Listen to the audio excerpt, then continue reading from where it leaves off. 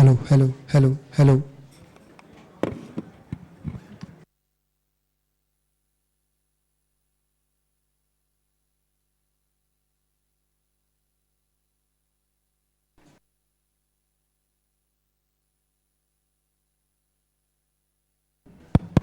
Hello, hello, hello, hello.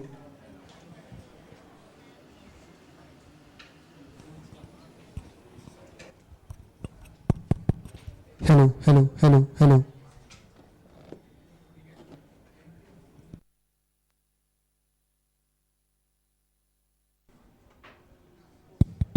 Hello, hello, hello, hello.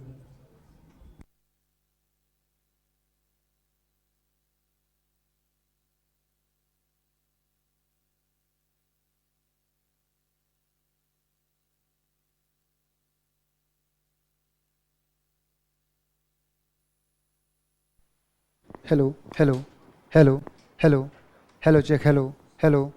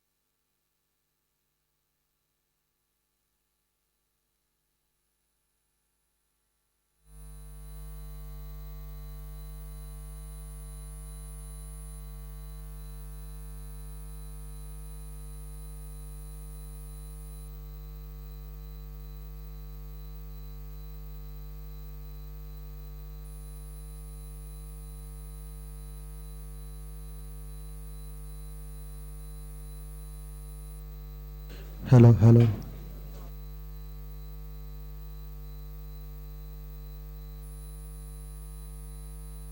Hello, hello, hello.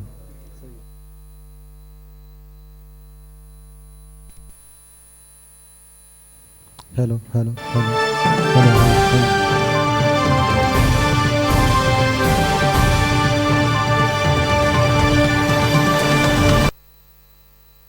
Hello, hello, hello, hello.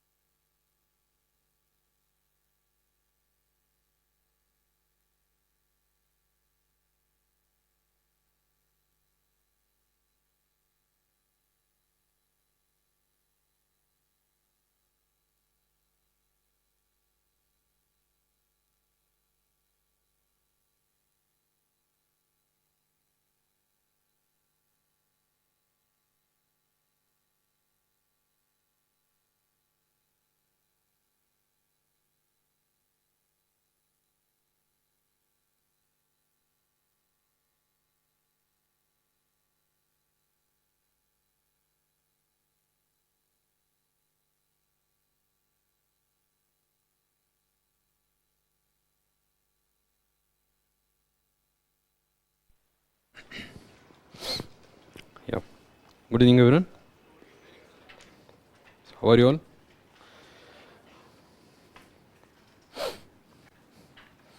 So, how is studies?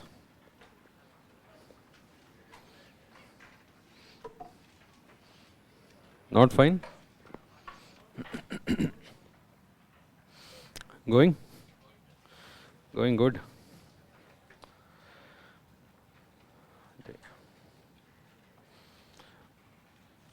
So, you're left with how many days for prelims?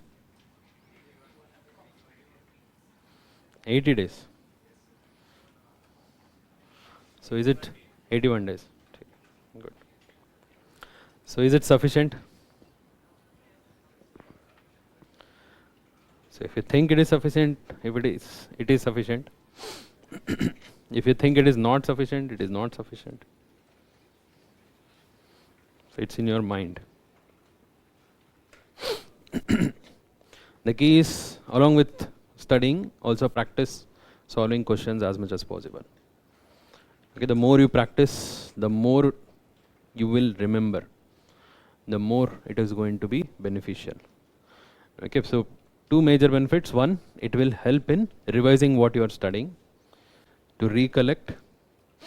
Second, so you will come in the process of solving the question. Okay, so that habit of solving the question. So because it's not about how much you are going to study, what are the material you are going to revise, how many times you are going to do. So that is not what is going to matter. So what matters is by reading the information given, whether you will be able to zero down on the answer or not. Because the questions are not going to be like, so one statement and 4 options. So you will just read the statement and you will directly mark the answer. So it's very rarely you will find these questions. Okay, very rarely you will find an opportunity like this. Okay, so you just read the question, you mark the answer. Maximum out of 100, we can say around 20, 25, if you are lucky. So rest everything, you have to sit there and try to get the answer. You have to fight and get the answer.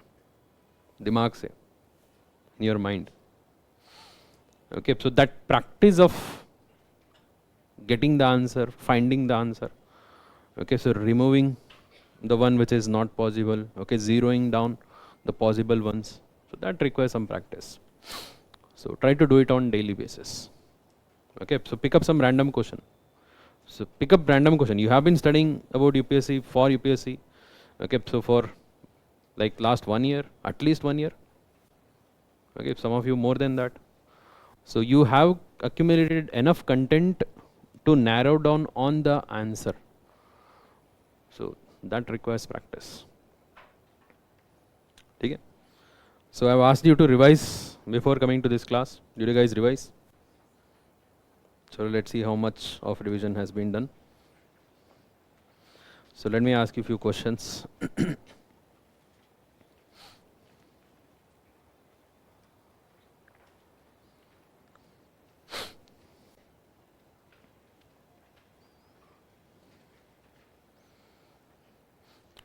If you have already solved these questions using your student portal, so you would know this. So in the beginning of the document, there is a QR code. If you scan that QR code, it will take you to quiz. So did you guys know that? So it's based on what you have studied only. Okay, so there is a in the front page. Okay, so after 1 or 2 pages, so you will find a quiz QR code. It will take you to your student portal. There you will get this quiz. Okay.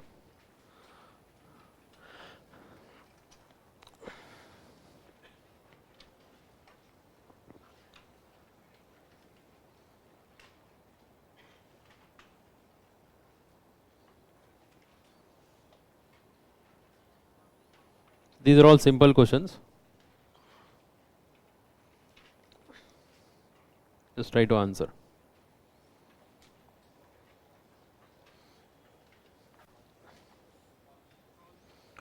The first one.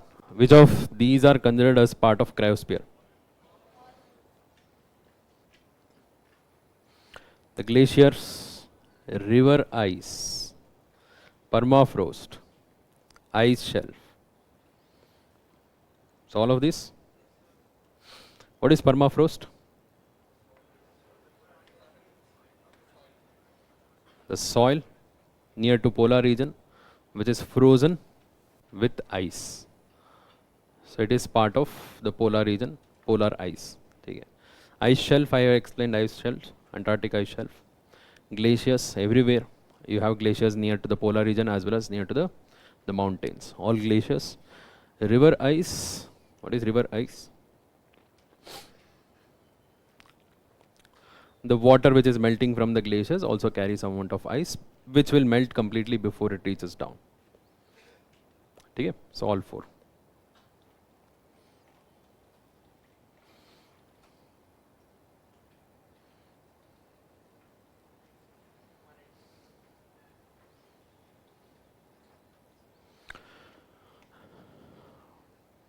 So we had covered cloud seeding.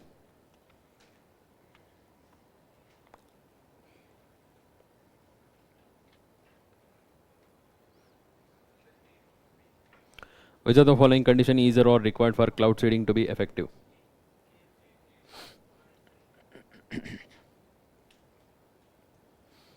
So what is the answer? Cloud should cover at least 50% of target area. Is that right? So wherever you want to do cloud seeding, there should be at least 50% of cloud cover. Optimum when relative humidity is more than 50%. It should be more than 75%. Second is wrong. Presence of super cooled liquid water. Clouds ke andar. Inside the cloud it should be there. The answer is A, 1 and 3 only.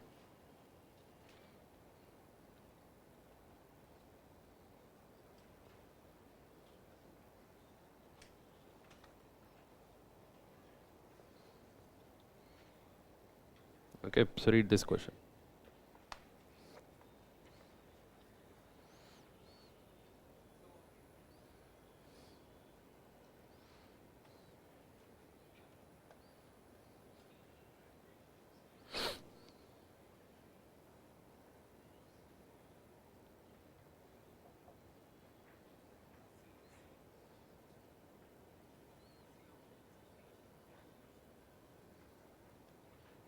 What is the answer?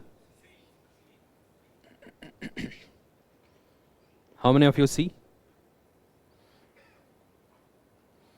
Any other answers? A? D? D for B for Bombay. Anything else?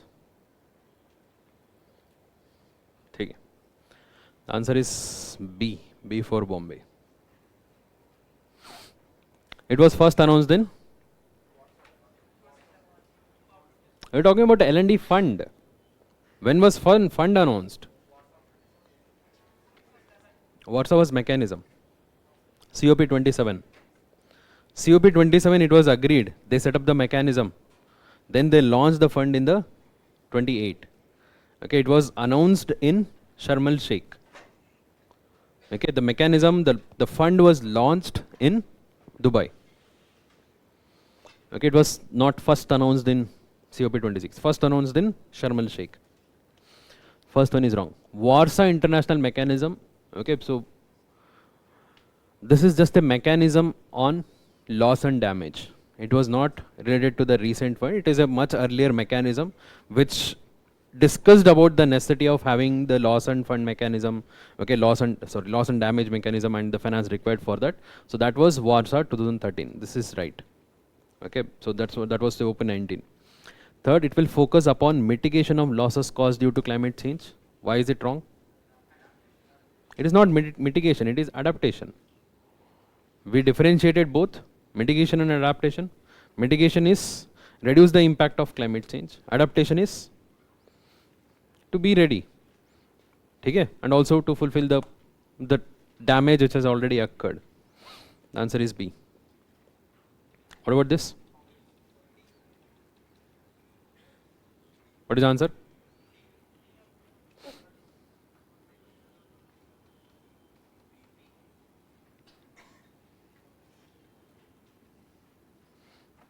World Meteorological Congress or World Meteorological Organization? Congress. What is this Congress? The decision making body of WMO. CCTS याद है?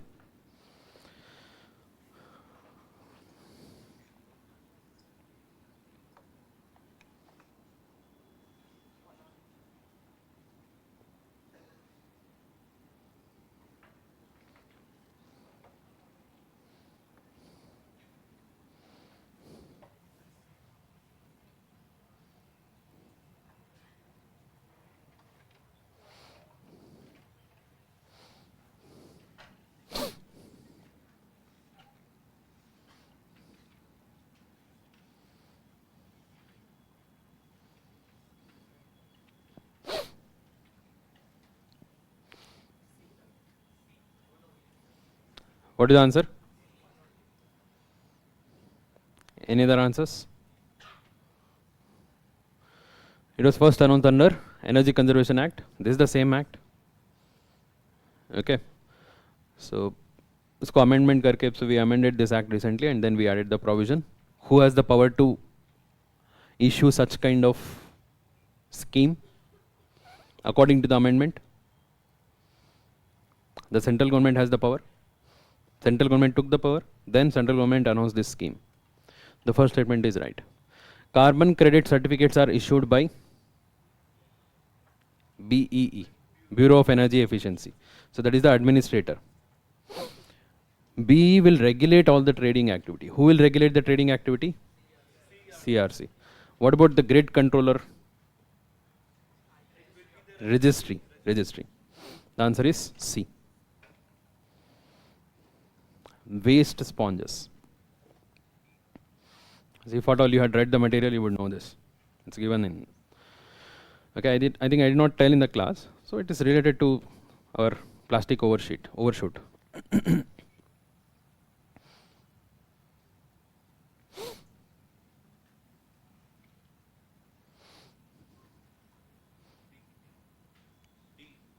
D, plastic. Okay, so those countries with low consumption yet high level of plastic pollution. India is one such country. See, I told you it's not that we use too much of plastic, it's not that we consume too much of plastic. We consume moderate amount of plastic compared to many other countries of the world, but our processing and the overall the disposal methods are not well developed. So that is why whatever we consume, that is going as waste. So that is why it's called as waste sponge. So what about this? This was covered in the last class.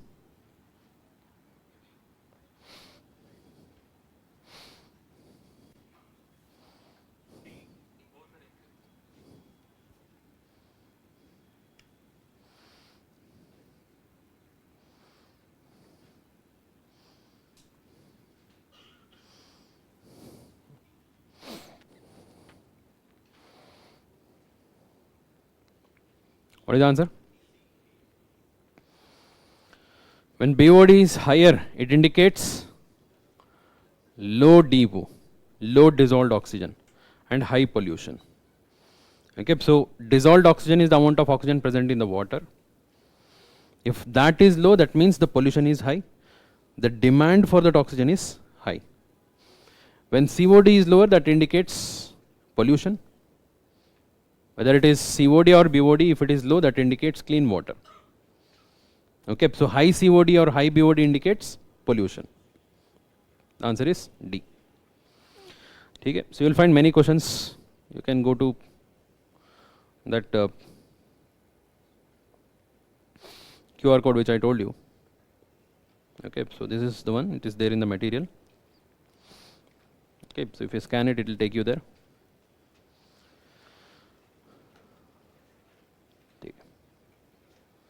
So what was the last topic we covered? Invasive species, invasive alien species. So any doubts still here?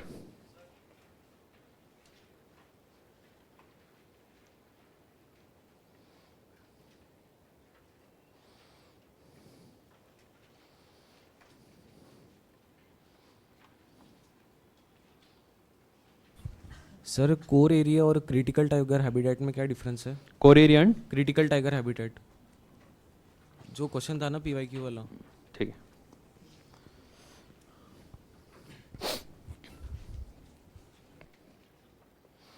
The difference between core area and critical tiger habitat.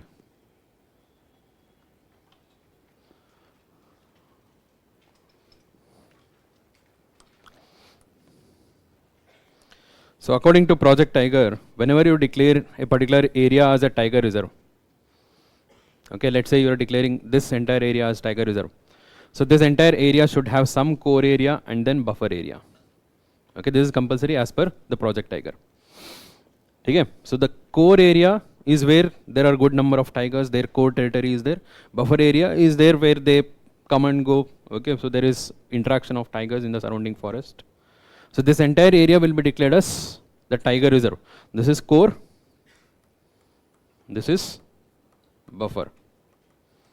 Okay, these are the two terms in tiger reserve. So now in the context of wildlife protection as well as wildlife conservation, there is a word called as critical wildlife habitat.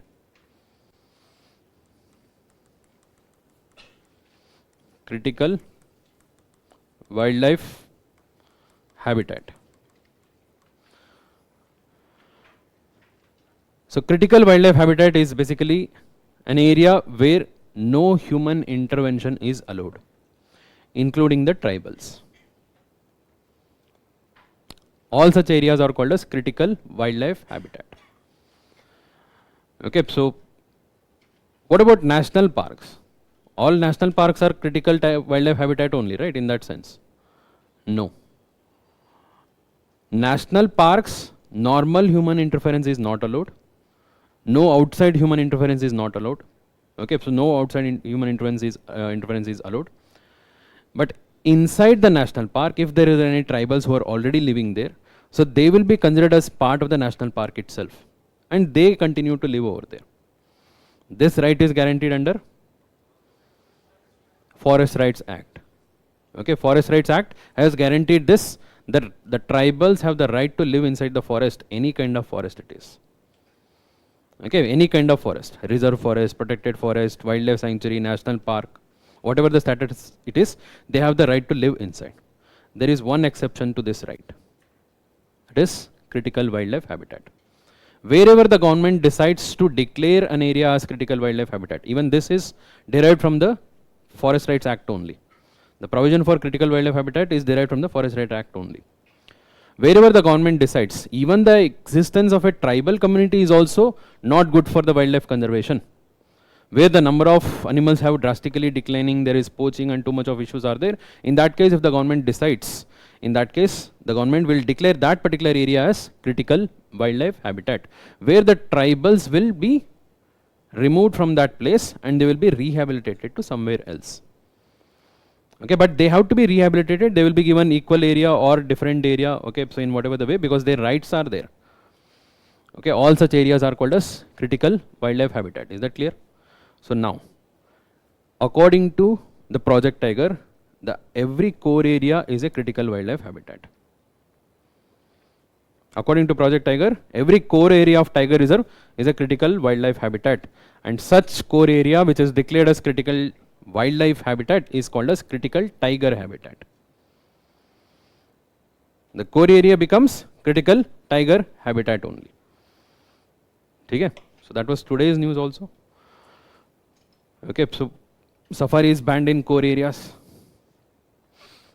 Okay.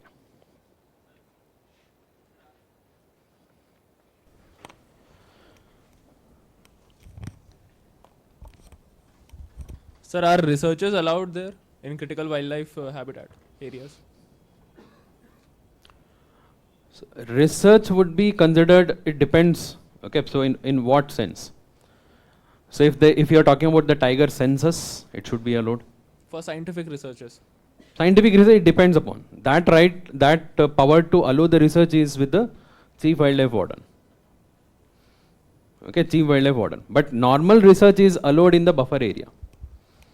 Okay, so but depending upon the nature of the research and what exactly it is it required to be stay there, you will not be allowed to stay there. You can just go visit and check the area and come, that is allowed. The forest department anyway will go there. Anything else?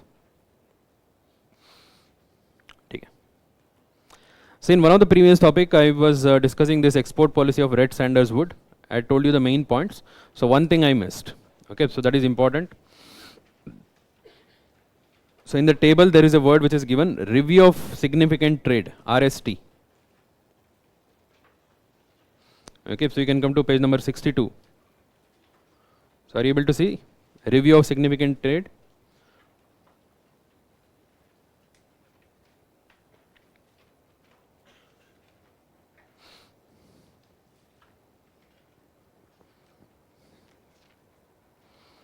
Okay, this is the word. Review of significant trade. So we know about CITES. What is this CITES? Convention on International Trade in Endangered Species. Okay, this convention is basically with the idea of controlling and regulating and sometimes even prohibiting the wildlife trade. Right? So some of the critically endangered wildlife which is totally threatened by the trade is prohibited. So that comes under CITES Appendix 1. Okay, trade is not allowed, but exchange, non-commercial exchange, import, export is allowed on case-to-case basis. That is CITES 1, okay, Appendix 1. Appendix 2, the trade is allowed, but in a regulated manner, in a restricted manner. That is CITES 2. CITES 3 is not about these two. CITES 3 is about those species which are not listed here, but in one particular country it has become too endangered, and that country is asking the others to cooperate. So in that case, it will be added to this Appendix 3. So whenever a particular product, particular species is added to these appendix, and if it gets to know that a particular country is not following the rules which it has imposed, in that case that product will be added to this mechanism, review of significant trade. Earlier red Sanders were added to this review of significant trade, red Sanders from India. So what do you mean when this is added to this review of significant trade?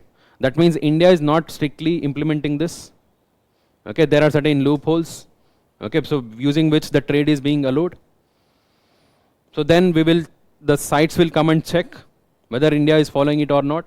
They will try to review the overall process. So that means India ka performance theek nahi hai. In the context of red Sanders, it is not able to control the trade of red Sanders. Okay? Earlier it was added to this review of significant trade. Later, recently it was removed after confirming that India is following all the required steps to control the illegal trade. Okay, so that has been recently removed. So that is the meaning of this review of significant trade.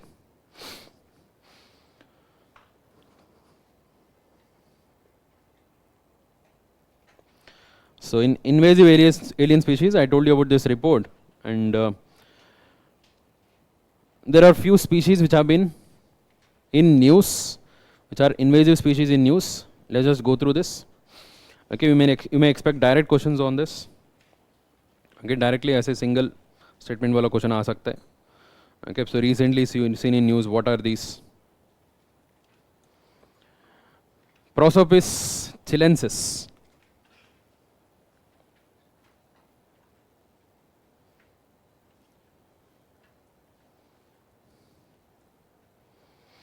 Prosopis juliflora तो सुना ही होगा. So this is Prosopis juliflora.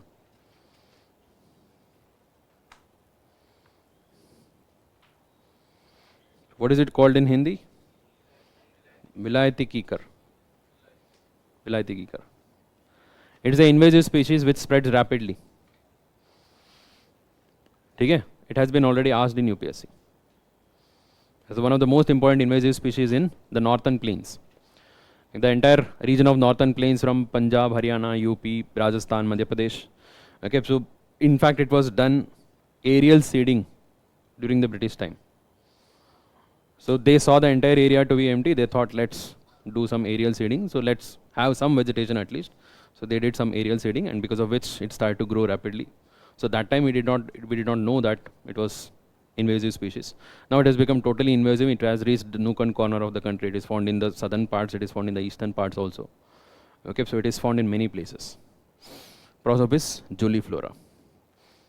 Okay, so another prosopis is in news, that is Prosopis chilensis.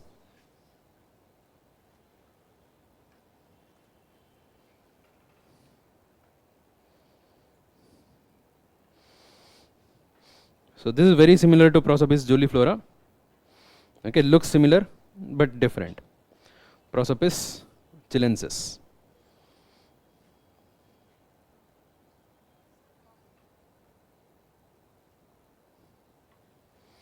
Okay, almost similar you can see.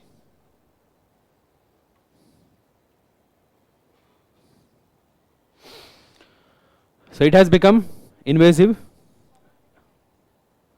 Prosopis chilensis. Common name varies from one place to another. No need to remember the common name. Okay, but in UPSC it was asked as Prosopis juliflora only. Okay, so you have to remember Prosopis chilensis. Okay, so it has become very invasive in the region of Gulf of Mannar. So we know about Gulf of Mannar. So where is it? Tamil Nadu coast. Okay, so the Mannar region, okay, the Gulf of Mannar. So it is a biosphere reserve, marine biosphere reserve. Okay, so and it is a very highly water intensive and drought resistant. Okay, so and originally belonging to South America. So somehow it has spread to this region. This is what is Prosopis chilensis. So mosquito fish.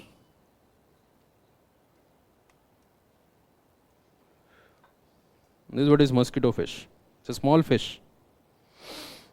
Okay, now widely found in India's water bodies. The speciality of this is it feeds on the mosquito larvae. Okay, it feeds on mosquito larvae. So that's why it was introduced. Okay, thinking that we'll be able to control the population of mosquito. So but mosquitoes have become mutated and they have changed and they have become resistant to this, and these also have become invasive. Okay, so a recent study is saying that this has become very widespread in most of the aquatic ecosystems of India. Okay, its name is Gambusia. Gambusia yaad rakho kafi hai. Gambusia affinis and Gambusia holbrooki. Okay, so with Gambusia you can remember. So or it will be directly asked as mosquito fish. Okay, so it was introduced in the form of a biological control. What is a biological control? To control a pest or insect so through another biological agent. है ना? So Conocarpus tree, you must have seen this actually. Conocarpus tree. It is used in various flower decorations. Okay, so if you see the leaves, you'll be able to notice.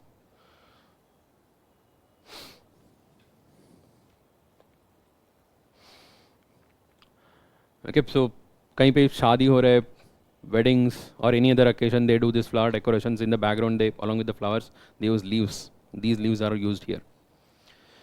It's basically a mangrove species. Okay, mangrove species, but it is found to be invasive. So recently this species was banned by Gujarat government because it will start to spread rapidly. Once an invasive species start to spread rapidly, it will suppress the other species. It will be a threat for the entire biological diversity. Okay, Gujarat government has banned it. Telangana has already banned this. This is what is Conocarpus tree. Ludwigia peruviana.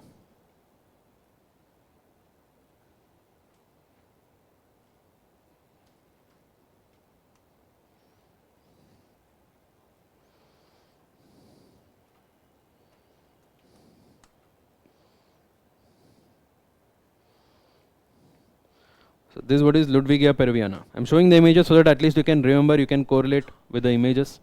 It is easier, otherwise it's just the scientific names or terms which you will not be able to recall as such. This is what is Ludwigia peruviana. Okay, this is also a weed which is invasive in nature, and in Tamil Nadu it has become very widespread, and most importantly it has covered the major regions of elephant corridors, elephant habitats, and locally it is called as vials. Okay, so is it so? I don't know. Okay, so it's also called as primrose willow. Even this is also from Peru. Peru say, you can remember Peruviana, okay, and it grows faster. And of course, invasive species have that characteristics to grow faster. Okay, it will suppress all this or its competitors. Okay, so even this is also used as ornamental plant. So because of its yellow flower.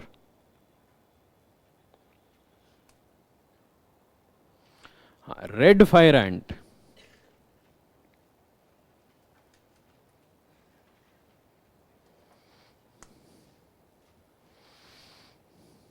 Have you seen this red fire ant?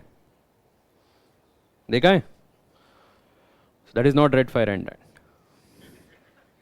वो नहीं है red fire ant, क्योंकि वो India में नहीं मिलता है.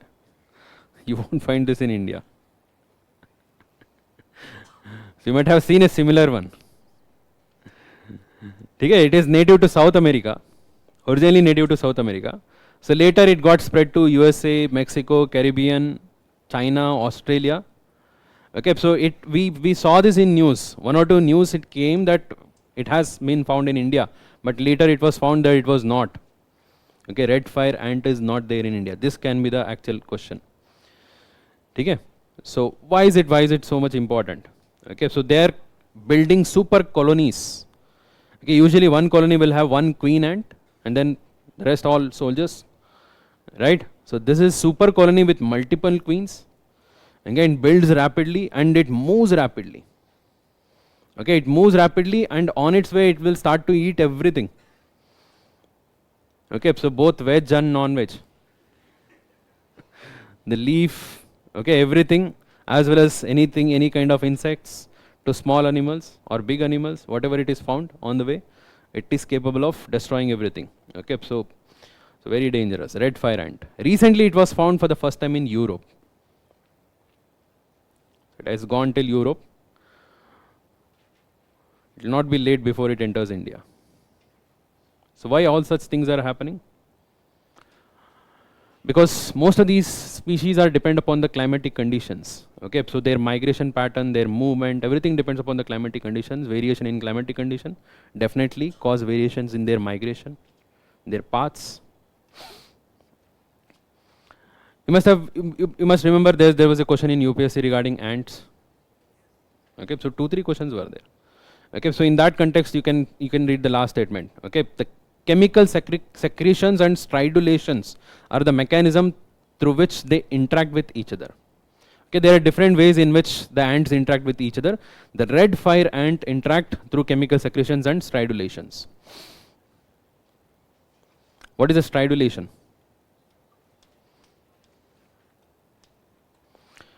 The sound produced by rubbing the body of one ant with another. That is what is called as stridulations. Okay.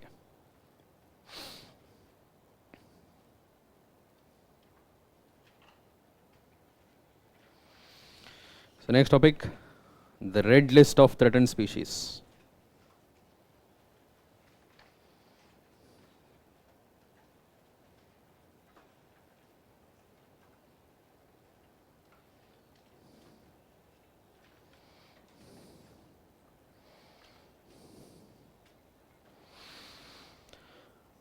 So I hope all of you are aware about IUCN. What is the full form of IUCN? International Union for Conservation of Nature. It was established in 1948. The headquarters is in Gland, Switzerland.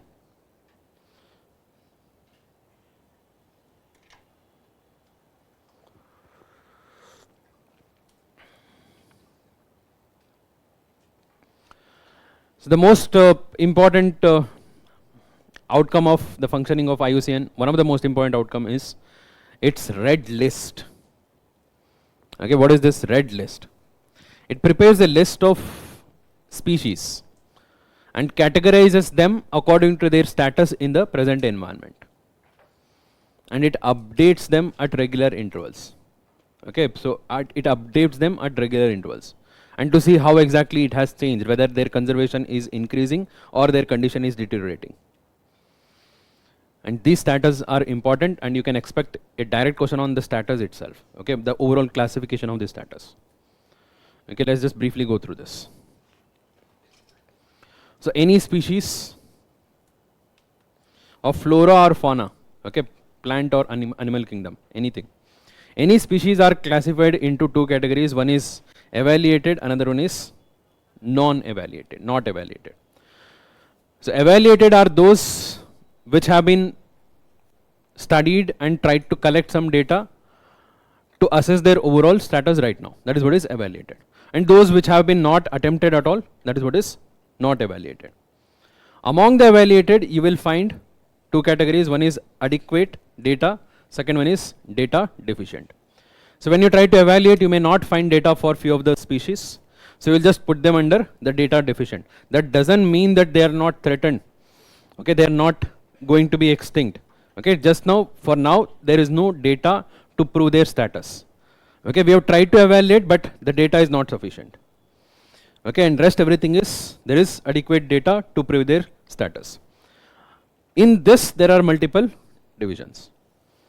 Okay, so starting from the least concern to up to extinct. Least concern is very widely abundant. There is no issue. Their numbers are not decreasing. Okay, they are either stable or they are increasing. Okay, no issue at all. That is what is least concern. Extinct is there is no even single individual in their entire species, not even in the captivity. Okay, there is no single individual, not even in the captivity, not even in the zoo. That is what is totally extinct. Any example for extinct? Dodo.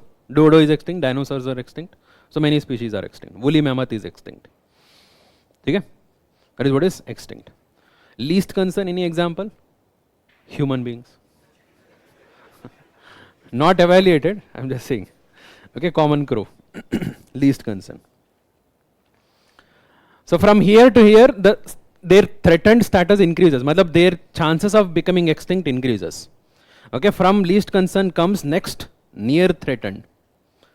Threatened, what do you mean by threatened? Threatened with extinction. It is a short form of threatened with extinction. Okay, there is some threat that they may go extinct in the future. That is the meaning of threatened. This is near threatened. Near threatened is behind threatened. They are not threatened yet, they may be threatened future. That is what is near threatened. And rest everything here, it is threatened species. Okay? Among threatened species, there are three types, depending upon the level of threat they are facing right now.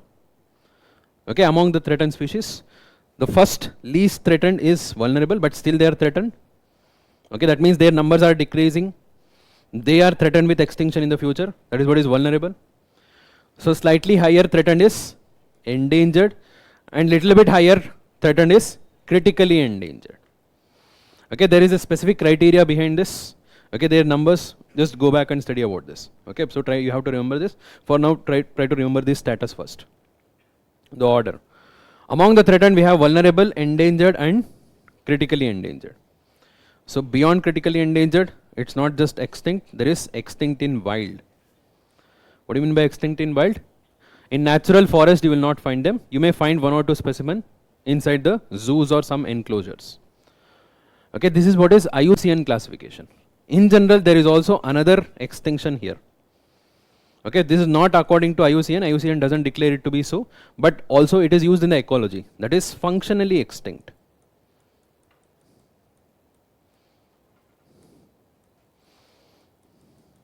Okay, IUCN doesn't declare this as a status, but there is also ecologically it is defined. What do you mean by functionally extinct? You will find few specimens in the wild, but it will go extinct in the future. Even if there are few specimens in the wild, it will go extinct in the future because they are constantly threatened and there is nearly impossible chance of their revival. Okay? So that is what is functionally extinct. So functionally extinct happens when either their habitat is completely destroyed, there is no other habitat where they can live, reproduce. Okay, for example, polar bears will be functionally extinct very soon. With the melting of ice, they will not be able to reproduce, they are doomed. Okay, so that is the meaning of functionally extinct. Okay? Or there is only male population left, there is no female population. Okay, or the otherwise. So like that. The conditions are such that it is not possible, practically it is not possible to revive them in the wild. That is what is functionally extinct. But that is not IUCN status. I am just telling you. It can be question also.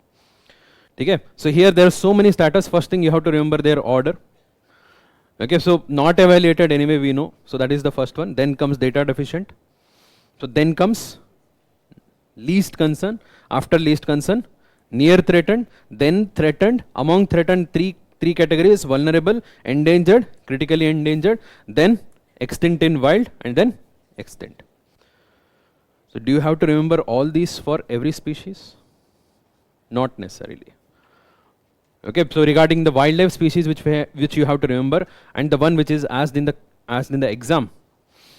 Okay, so there are only limited species which you have to focus. You cannot remember, it is practically not possible to remember every wildlife species. Right? So what are the wildlife species which you have to remember? Which you have to remember from the context of UPSC Prelims. Okay, so there are many. So let's make a simple list.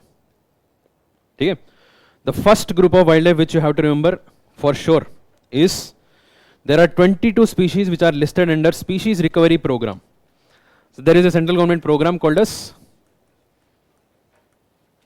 Species Recovery Program.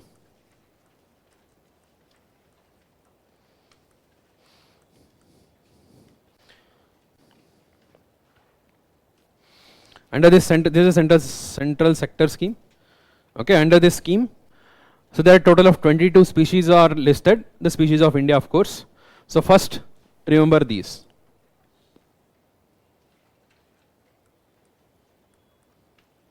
The 22 species.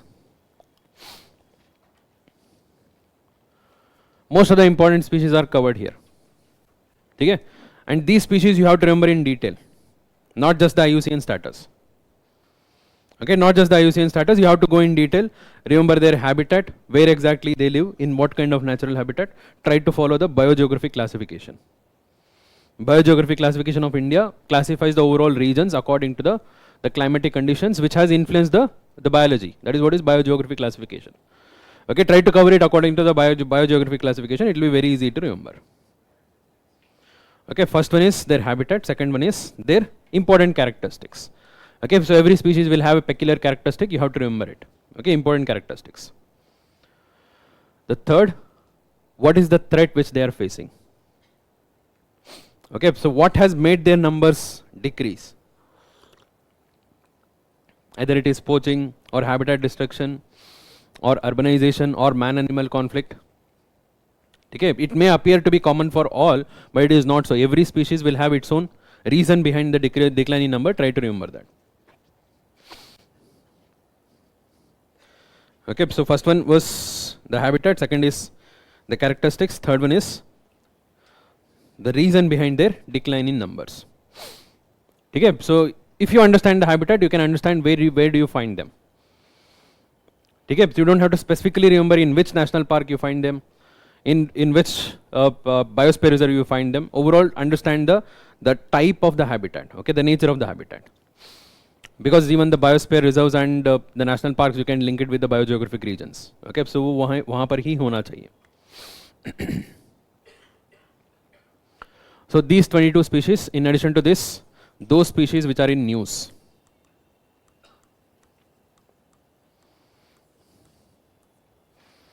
All the species which are in news in the last 1 or 2 years. 1 year we are covering. Okay, before that if you find anything important, you can just add it.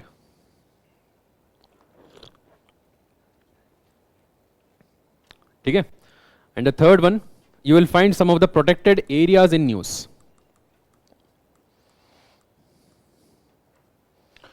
Protected areas, what are the protected areas? National parks, tiger reserve, biosphere reserve, Ramsar sites, or the any important, okay, wildlife sanctuaries, any of the protected areas in news. In that protected area, if there is any peculiar species present, you have to see those species also. Okay, so even if those species are not present here, if you find any of these protected areas in news and in that there is a peculiar species, try to cover it. Okay, these you have to cover in detail. Okay, so what are the things you have to cover? Their habitat, their characteristics, and the reason for decline, and the fourth one, their IUCN status. In fact, along with IUCN status, you also have to remember the first one, their schedule. Okay, schedule is not that difficult right now. There are only two schedules you have to remember, either schedule 1 or schedule 2. Okay, so most of the endangered, critically endangered species are in schedule 1. Okay, so apply some common sense and divide it. And those which are exception to this common sense, you can just remember that. Okay, for example, I told you black buck. Okay, there are large numbers, they are concerned, they are not endangered, they are not vulnerable. Still they are in schedule 1 because of their cultural significance. Okay, there will be some exceptions, just remember the exceptions. Otherwise, most important one are all schedule 1, less important one are schedule 2. Okay, so that's why you don't have to remember it separately. Sites almost similar. Okay, so you will find the most important one, endangered, critically endangered in appendix 1. Those other which are in vulnerable or near threatened, you will find it in appendix 2. If there is an exception, then you remember it. Okay, so something which is traded too much, something which is smuggled too much, that will come under schedule 1. Remember the exceptions alone. Otherwise, it becomes too difficult for every species to remember IUCN क्या है, okay, so schedules क्या है, sites क्या है, दिमाग खराब हो जाएगा. Okay, so don't worry too much. 3 things you have to remember. Okay, so the IUCN, sites and schedules, but sites and schedules के लिए I give you a shortcut. Use that. IUCN status, usually it will be among these 3 only. You have to remember either vulnerable or endangered or critically endangered. Usually none of these species which are important, which are in news will come, none of these will come under these. Okay, so these species are important, these species have numbers have decreased drastically, that is why they are important. Okay, they will fall in these 3 categories only. So you have to remember only these 3 basically. Any species, either it is vulnerable or endangered or critically endangered. Okay? So how to remember this? So that is why use pictures. Okay, in the material also we have given pictures for wildlife. Okay, so try to imagine that animal or bird, whatever is in news, whatever you are trying to remember. And with that picture, try to remember this color. Associate the particular color. Okay, this is the standard color used in IUCN Red List also. Usually yellow is used for vulnerable. Okay, orange is used for endangered. Red is used for critically endangered. Try to associate with color. Okay, tiger थोड़ा सा orange है. Okay, हमारा tiger वैसे ही orange है. Okay, endangered. So elephant, as soon as you remember elephant, Asiatic elephant, try to imagine the elephant in the background of orange color. Endangered. Okay, associate with color, it is very easy to picturize, to imagine the things, it is very easy to do rather than just mugging up. Otherwise it is not possible. It becomes too headache.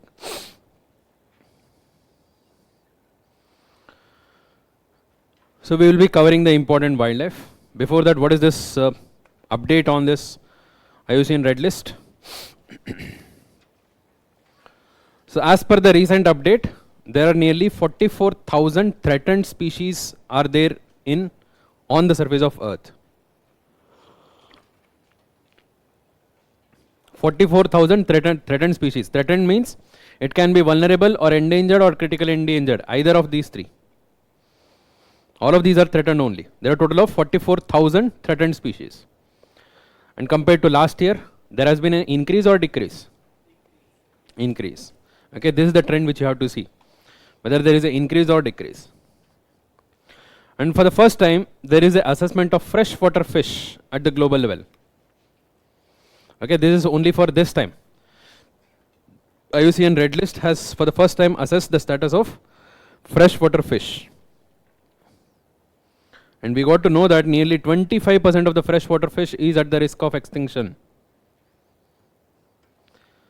Okay, so let's see if any of you know any of the freshwater fish in India which are at the risk of extinction. Mahashir, very famous fish, which has been already asked in UPSC. Mahashir. Okay, so there are 3 varieties of Mahashir. कौन सा? Golden Mahashir, humpback Mahashir, bluefin Mahashir. ठीक है. So Mahashir is a freshwater fish. So this is the overall assessment. इतना काफ़ी है. तो कौन सा threatened है इतना ज़रूरी नहीं, ज़्यादा डिटेल में जाने का ज़रूरी नहीं है. So we'll see in our news items if there is anything which is in the news, we'll try to remember it. I asked you to bring some maps. Okay, open those empty maps. Let's mark the important protected areas in news. or you can mark it in the atlas also if you want to do it. A map would be easier because you can just put it along with your notes. It will be easy to revise.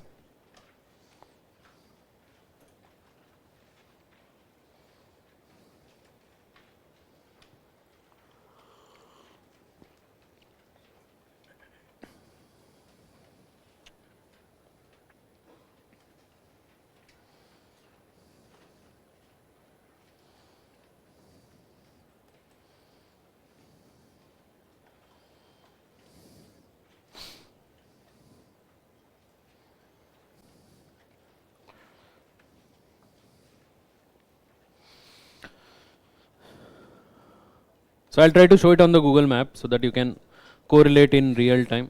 है ना, थोड़ा सा बहुत बगल में mountains, plateaus, plains कैसे है वो थोड़ा सा imagine कर सकते हैं.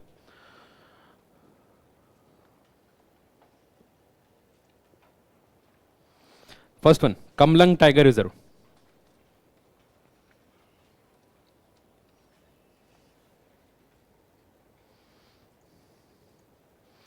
So where is this Kamlang Tiger Reserve? Arunachal. The eastern part of Arunachal. Okay, this is what is Kamlang Tiger Reserve. So if you know, this part of Arunachal also has many other important protected areas. The most famous being the Namdapa National Park. Okay, here we have the Namdapa National Park. Just next to that we have the Kamlang Tiger Reserve. It's a wildlife sanctuary which has been declared as Tiger Reserve. Tiger Reserves can be declared for both national park as well as wildlife sanctuary. Okay. So Namdapa, is it a Tiger Reserve? Yes, Namdapa is also Tiger Reserve. Okay, this area there are some tigers. Okay, so there are some tigers, but overall the numbers are not reported that much. We saw in the tiger census.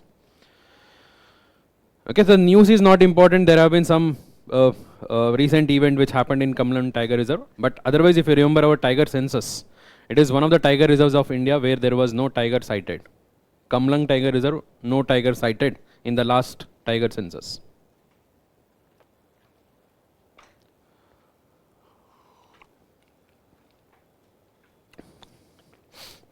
Try to interlink. Okay, any protected area in news, try to interlink. So which part of the Himalayas are this? Eastern Himalayas. Eastern Himalayas, particularly in Lesser and Sivaliks, there are 4 hills in Arunachal. What are they? Dafla, Miri, Abor, Mishmi. So this comes under which one? Near to Mishmi. Okay, that is how you try to interconnect. Okay, it's near to Mishmi. There is also a river. Okay, there are 2-3 rivers. You have to remember the important one. Kamlang River. It is named after the Kamlang River only. Okay, Kamlang River. And interestingly, there is a lake within this Tiger Reserve. It's called as Glow Lake. There is a Glow Lake. Why it is called as Glow Lake? It's a very famous tourist destination in that region actually. People go by trekking to see this lake. Trekking करके जाते हैं.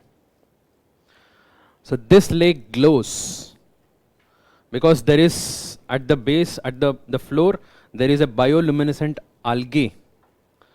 Okay, bioluminescence, you know bioluminescence? The process, organic process through which the light is emitted.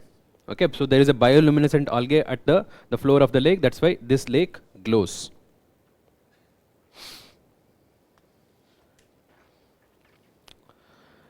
And another thing, try to remember this entire region of Arunachal. Himalayas से तो आपको पता होना चाहिए. You should know with Himalayas there would be snow leopard. Arunachal has snow leopards. Okay, if there is snow leopard in this entire area, there is a possibility.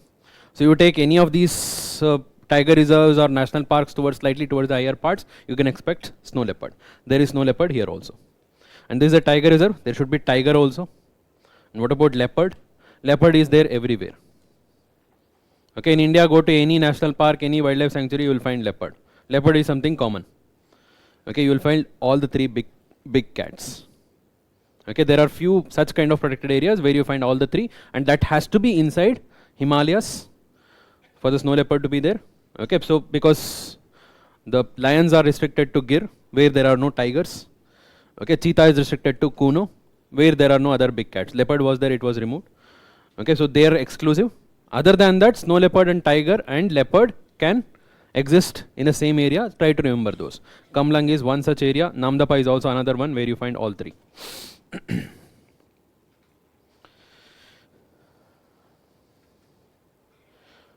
Clouded leopard bhi hai. Clouded leopard is not a big cat actually.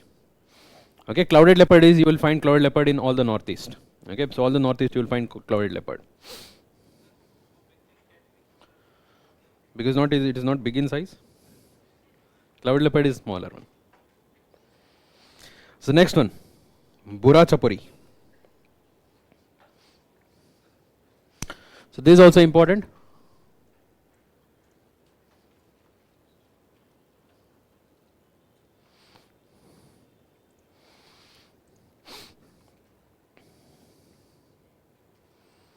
So this is where we have Bura Chapuri, just next to Kaziranga. Okay, it is just next to Kaziranga, Bura Chapuri. So if you remember the Indian Rhino Vision is an initiative to increase the number of rhinos in Assam specifically. The overall target was to increase from 2000 to 3000. The target was achieved, but that was not the only target. Okay, so the rhinos in Assam were mainly present only in Kaziranga and Pobitora. Pobitora is a small wildlife sanctuary near to Guwahati. Okay, very small one. Okay, when this program was launched, the idea was to expand this rhino area to 5 more protected areas. Along with these two, they wanted to shift some of the rhinos to other protected areas also, so that there will be much good numbers and good diversity. Okay, because being concentrated in one of the protected area only is not considered to be safe for the entire species. Okay, that is why even the Gir, where lions are there, they are planning to introduce some of them in other parts. है ना? So जो काजीरंगा में था और पोबितौरा में था, so they wanted to shift to 5 more other protected areas also. This was one among them. Okay, so Bura Chapuri was also one among them where they wanted to reintroduce rhinos, but recently it has returned by themselves. Okay, so it's a good thing. So what are the other protected areas? Can somebody tell me where they wanted to reintroduce? Assam के अंदर ही है. One was Manas. Manas earlier had, then it went extinct inside Manas. Then again it was reintroduced. Okay, Manas. Okay, and then Orang. Not Nameri. Dibru Saikova. Okay, Dibru Saikova is also a national park. Okay, Manas, Orang, Dibru Saikova and Kaziranga, 4 national parks were targeted, and 3 wildlife sanctuary, that is Bura Chapuri, Laukhowa and Pobitora. ठीक है, एक ही बार में इतना नहीं होगा, तो बुरा चपरी याद रखो. So Bura Chapuri is towards the southern bank of Brahmaputra.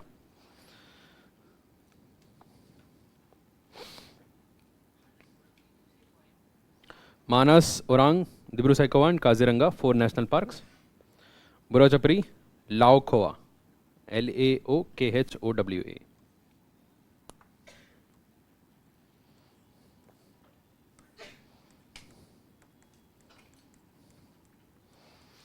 Laukhowa and Pobitora. Pobitora anyway it was there. They wanted to distribute into 7 protected areas. And since it is near to Kaziranga, you will also find tigers here, leopards here, but not snow leopard because this is plain area. You will not find snow leopard. Okay, and rhinos would be there. And what about Bengal florican? In the last class I told you about Bengal florican. Yaad hai? What is this Bengal florican? It's a bustard bird. 3 bustard birds. Okay, so Great Indian bustard, Bengal florican and Lesser florican. Bengal florican is the only bustard bird of the northeast. The Bengal and the northeast. Okay, it is found in the alluvial grasslands. Okay, these alluvial grasslands only. Okay, so next one, Lemru Elephant Reserve.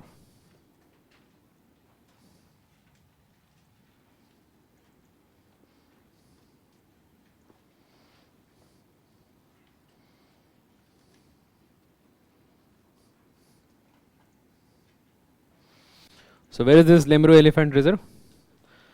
Chhattisgarh.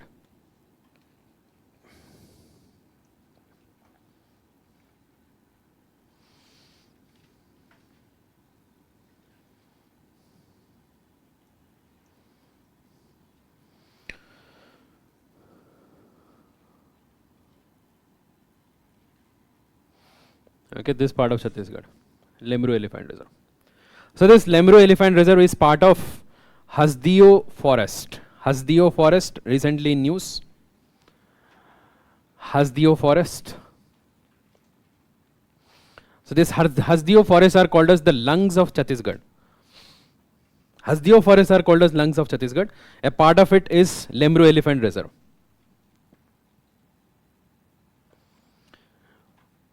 Hasdeo forest has good amount of coal reserves. So recently there have been many protests against the allocation of this coal for mining.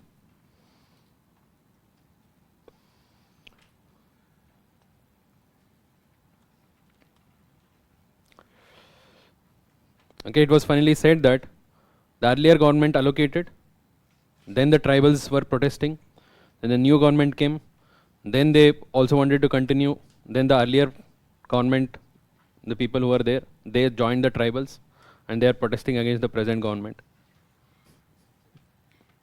The protests are going on. Okay, it is in news. Hasdeo. Okay, so within that there is this Lemru Elephant Reserve, and it is for the same reason. In this region, whatever the coal mining was allocated, that was denotified. Okay, so and that is the news. Elephant reserves, we know elephant reserve. How many elephant reserves are there? 33. Okay, this is one among them.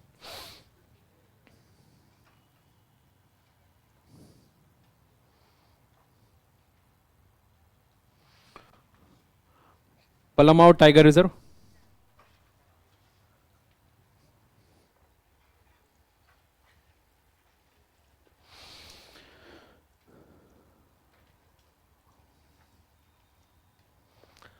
So this is Palamau Tiger Reserve.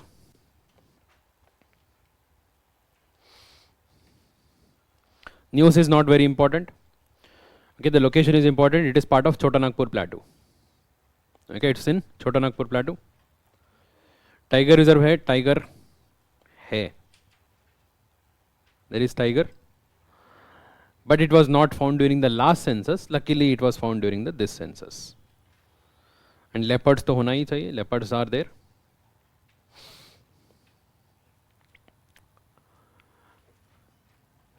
The interesting thing about this is not this Palamau.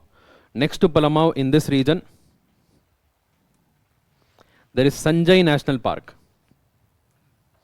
in Chhattisgarh. Okay, this is Palamau. This is Sanjay National Park. So here comes the Bandhavgarh. Okay, Madhya Pradesh Bandhavgarh. Okay, this is also Tiger Reserve. This is also Tiger Reserve. To provide connectivity between these two Tiger Reserve, the central government announced this to be the Tiger Reserve. So this was the Guru Ghasidas Tiger Reserve, which was announced but not yet notified. In fact, after this, 4 more Tiger Reserve were announced that are already notified. This is not yet notified. This is what is Guru Ghasidas. Guru Ghasidas Tiger Reserve as part of Sanjay National Park. Okay, why it is not notified? Again, because of the same reason, there are good amount of coal here. Okay, so it was petition was filed in front of Supreme Court. It is pending. That's why it is not notified yet. It is not one of the 55 tiger reserves. Okay, right now there are 55 tiger reserves. This is just announced but not notified, and Chhattisgarh government has put it on hold. Okay. So who notifies the tiger reserve? State government. Notification is issued by the state government. Okay, NTCA gives the approval. Okay, so it will be declared. It can be declared by either state government or central government or NTCA. Okay, based on the requirement it will declare, but notification will be done by the state government. Denotification was the earlier one, the news. Denotification cannot be done. Tiger reserve तो नहीं हो सकता, unless you take the permission from the National Board for Wildlife.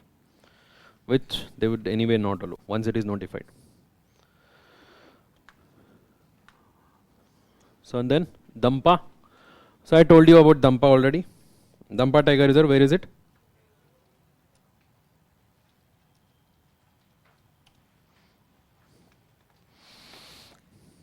This was one of the few tiger reserves in the last census where there was no tiger, and unfortunately even in this census also there were no tigers found here.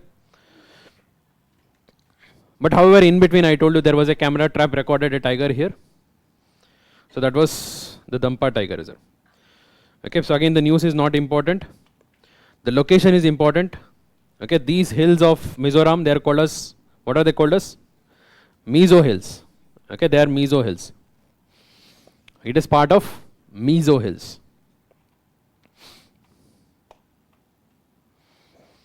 And this is between the Mizo Hills. This is anyway part of Mizo Hills. Okay, this is our Dampa Tiger Reserve. And these hills are Mizo Hills. Okay, running parallel to each other.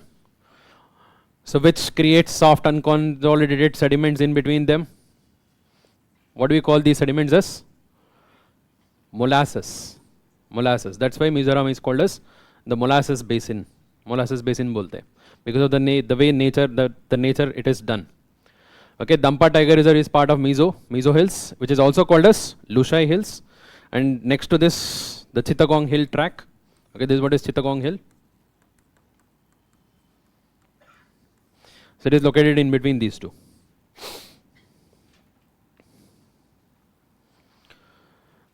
And northeast, very easy to understand what kind of vegetation it should be there, unless it is Arunachal. In Arunachal you will find both evergreen as well as montane, but in rest of northeast it is evergreen. Okay, semi-evergreen or wet evergreen, both. So here tiger is there. Okay, so as I told you, it is there. It was not recorded, but it is there. And clouded leopard is there. Northeast, everywhere you will find clouded leopard. Most of the states you will find clouded leopard. Leopard is anyway there. And interestingly, Himalayan black bear is found here. Himalayan black bear is found here. What about Hulok gibbon? Hulok gibbon is also found in most of the northeast state.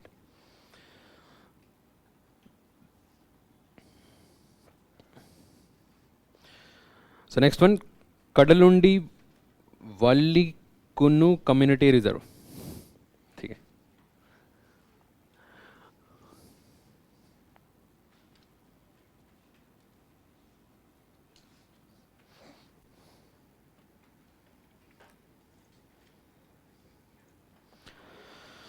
So this is, by name you can remember, it is Kerala. So near to Vembanad Lake.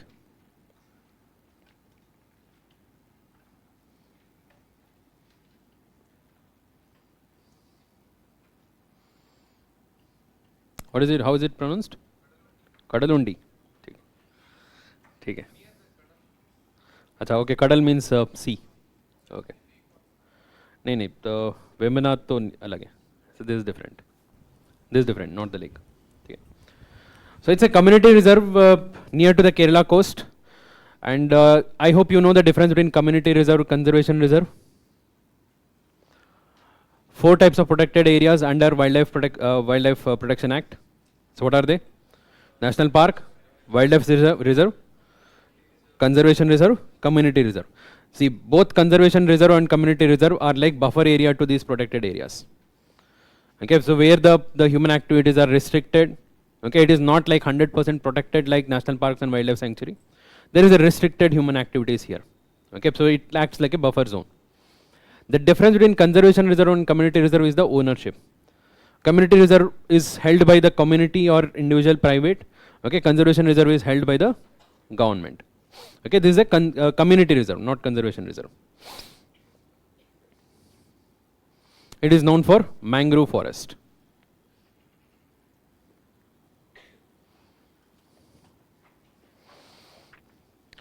Debrigar Wildlife Sanctuary.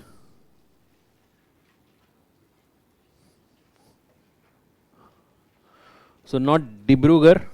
Where is Dibrugarh? Assam. So Debrigar Wildlife Sanctuary is in Odisha, just near to Hirakud. Okay, just near to Hirakud. News is not important, location is important. Devrigar Wildlife Sanctuary near to Hirakud.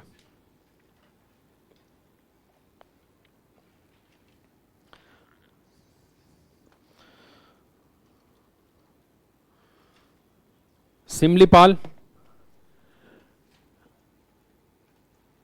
What is this Simlipal? Is it a national park, tiger reserve, biosphere reserve? All. All.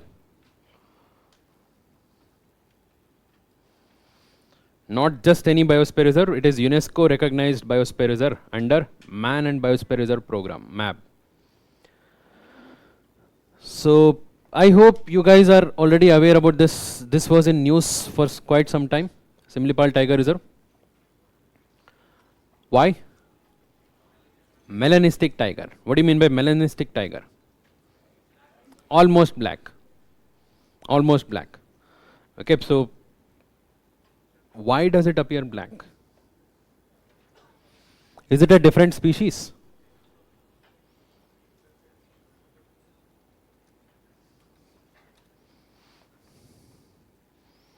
Is it a different species? No.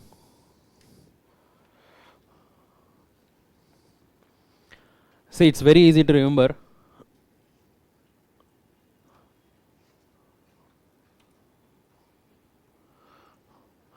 You take any tiger, there are three colors in it: orange, black stripes, and white. Okay, white is usually towards the belly, okay, and towards the face, all of this. Majorly on the back side it is orange and black. Black gives the stripes. Okay, this is normal tiger. Because of the genetic mutation, in some tigers you will not find the orange. That becomes white tiger. When orange is absent, you will see just black and white. That is actually called as white tiger. Where is white tiger in India? Rewa. Okay, so MP Chhattisgarh region is known for white tiger. MP Chhattisgarh border. Okay, that is what is white tiger. When you remove the black stripes, it becomes golden tiger. Is there a golden tiger in India? Kaziranga. Recently it was sighted. Okay, that is also due to mutation. Genetic mutation ki wajah se. Okay, so remove the black color, it appears goldenish. White and orange becomes golden. Okay, it becomes golden tiger. So it is very, very rare. It is found only inside Kaziranga. Okay, there are one or two, maybe. It is rarely sighted. So now what is black tiger? Black tiger, you will have less white and wider stripes of black. The black stripes become wider, so that overall the black becomes dominant. That is what is black tiger or melanistic tiger. So this is also genetic mutation. You will find them again only in Simlipal. Okay? Easy to remember. Simlipal is known for this melanistic tiger, which is also called as black tiger. This is the only location where you find this melanistic tiger. And Simlipal is a very important biosphere reserve, national park. Okay, so tiger reserve. And there is a particular gene. Okay, so very difficult to remember. Transmembrane aminopeptidase Q.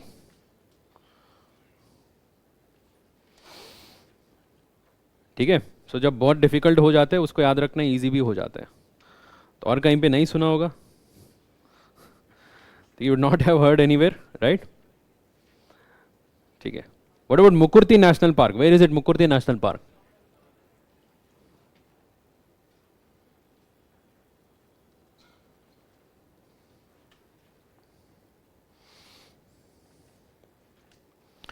So if any of you have been to the hill station of Ooty, so there are high chances that you would have passed through Mukurti National Park. It is very near to that.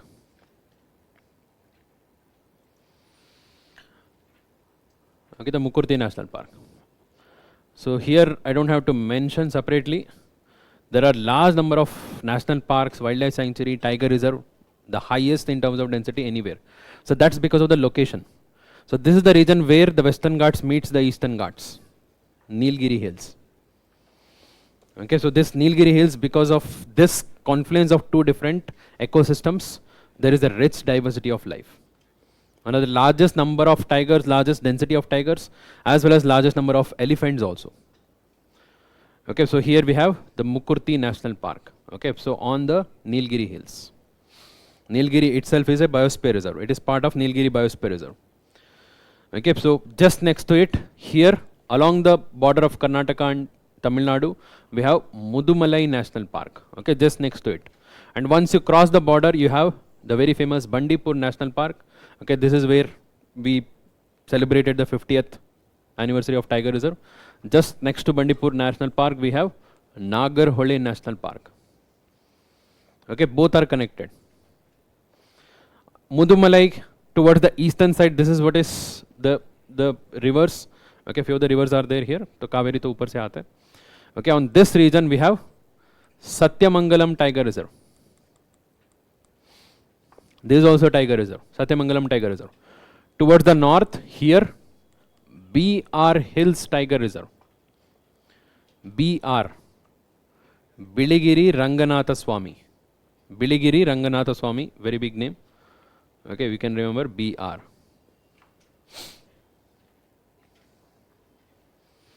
And as you move towards the south, you will find many more. Okay, in Anaimalai Hills and towards the Cardamom Hills, Palani Hills, you will find many number.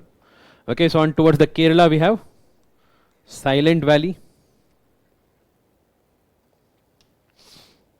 Towards Kerala, it is Silent Valley National Park.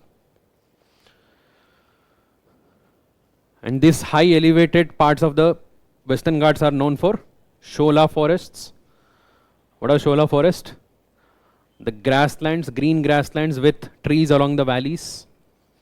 Okay, since along the valleys the overall temperature is little bit warm, it supports the growth of trees. But in the open areas the temperature is cooler because of higher altitude. You will find only grass. That is what is Shola forests.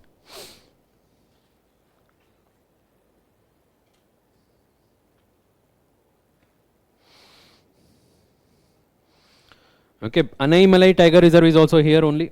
Okay, let me just show that. That is also in news.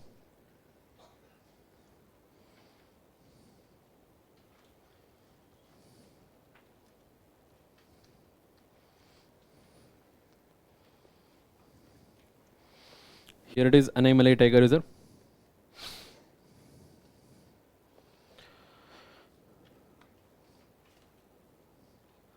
So Anaimalai is a very important tiger reserve. It is part of Anaimalai Hills. Okay, the thing is, this is part of CATS recognized. CATS. What is CATS? Conservation Assured Tiger Standards. Conservation Assured. Conservation Assured is an international standards which evaluates the way the protected areas are handled. Okay, so in that case, for the context of Tiger Reserve, they have developed separate standards and they will evaluate. Okay, they will evaluate the standard of management of Tiger Reserve and they will give a status. Okay, as per our status, this is verified. ठीक है जाओ आप लोग. Okay, so you have done well like that. So this is one of the CATS recognized Tiger Reserve of India. Total how many Tiger Reserves are there in India? 55. In that 14 have got the CATS recognition. Out of 55, 14 have got the CATS recognition and this is one among them.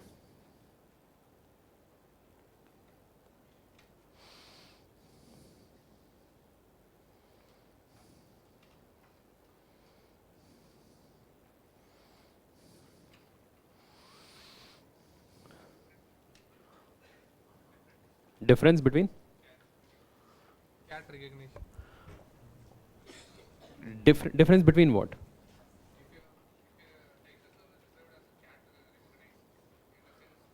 Difference between. So what is the significance of having CATS recognition? Okay. So CATS recognition means that overall the way Tiger Reserve is managed, okay, so in terms of standards, it has enough prey base, good habitat maintenance is there, the overall condition is well maintained or it is improving, not deteriorating, the number of tigers are protected well, there is no poaching, there is no hunting. So that standard is maintained here. Okay, so that means it's a well maintained tiger reserve. In the nearby area there is also another one, Kalakkad Mundanturai. Kalakkad Mundanturai.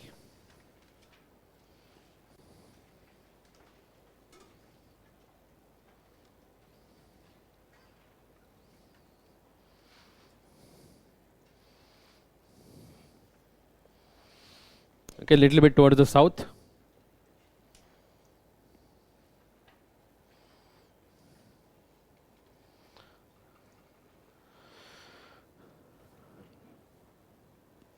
So just to give you some idea about the overall location. Okay, so we discussed 3 tiger reserves here. The one which was here in Nilgiri, what was this? Mukurti. So this was Anaimalai, and this is Kalakkad Mundanturai. Mukurti is part of Nilgiri Biosphere Reserve. Kalakkad Mundanturai is part of Agastyamalai Biosphere Reserve.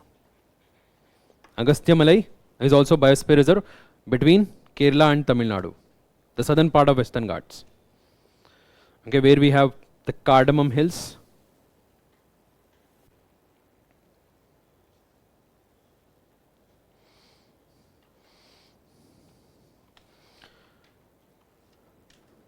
And this region is known for lion-tailed macaque. So I hope you guys are aware about lion-tailed macaque. Okay, it lives in the Western Ghats towards the southern part of Western Ghats. Okay, so it's found in Karnataka also, but it is very, very rare to see this. Okay, it lives in the top of the tree. Okay, so you want to see?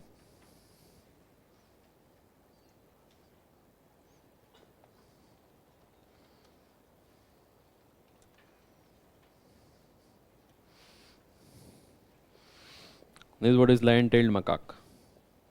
So many of you would have seen this in Jungle Book.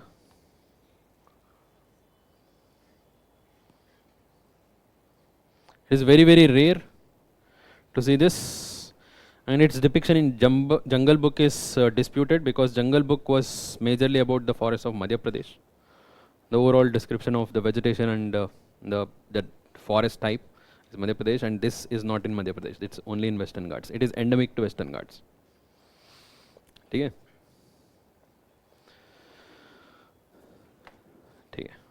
So Gangotri National Park is also in news, very important.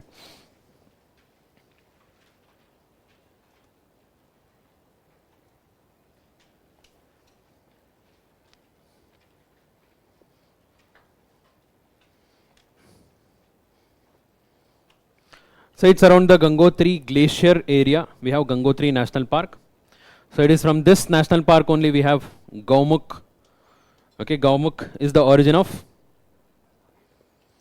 Ganga, Bhagirathi. Okay. So this has been in news since last 2 years actually. The central government is planning to construct a road passing through this along the border, along the China border. And this was objected by many, and this was questioned in the Supreme Court. Supreme Court finally allowed this because it is required for strategic purpose. Okay, so the Gangotri National Park. So recently they have transferred nearly 50 hectares of the land for the same purpose. Okay, for the construction of road over there. Okay, so and it is located in Uttarakhand. Gaumukh Glacier is part of it, and the overall vegetation type should be temperate forest. Okay, high elevation, temperate forest it should be. Alpine also. Lower elevation temperate, higher elevation alpine.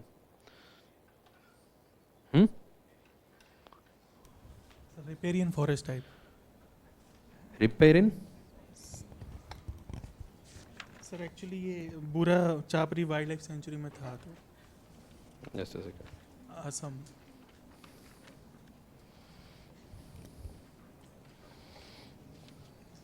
What is the word? Acha, okay. That is related to river. Riverine type of vegetation, grasslands. So next one, Dudhwa Tiger Reserve. This is also an important one because if you remember the list of tiger reserves with good number of tigers. So Dudhwa was one among them. Okay, where is Dudhwa? Uttar Pradesh.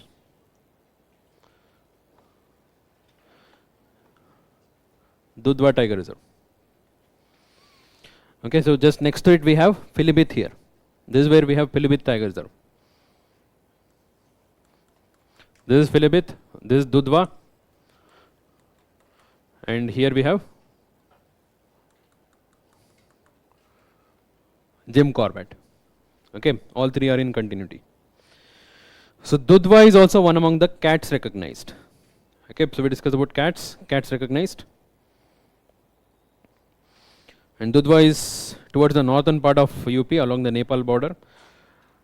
Okay, so we can say it's a Tarai region. So you will find moist deciduous forest.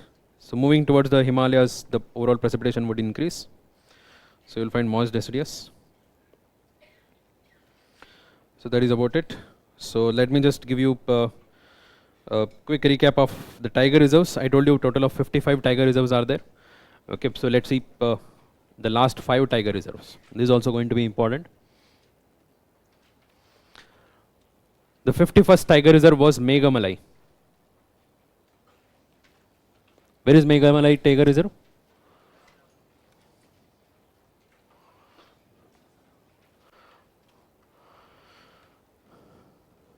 Okay, so Meghamalai was the 51st Tiger Reserve declared in 2021.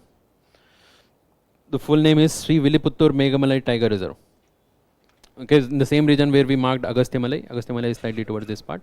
Okay, so it is near to that part only. Sri Viliputtur Meghamalai Tiger Reserve. 51st declared in 2021. The 52nd Tiger Reserve was Ramghar Vishdari.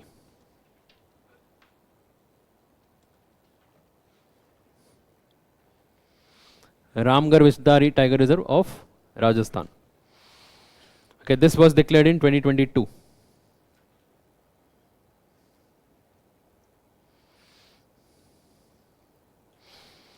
So I told you about Ramghar Vishdari. Now another tiger reserve is being declared just next to it. What was that? Dholpur Karoli, we discussed this. Okay? So I'll come to that. 52nd is Ramghar Vishdari. 53rd is Ranipur Tiger Reserve. Where is it? UP. Uttar Pradesh. 53rd is Ranipur. That was also declared in 2022. Okay, just near to the border of Madhya Pradesh, यहाँ पर है Ranipur, but it belongs to UP. In fact, before Ranipur was declared, Guru Ghasidas was announced. Okay, but since this is not yet notified, we will not be considering this. Ranipur was notified. After Ranipur, here Durgavati was declared.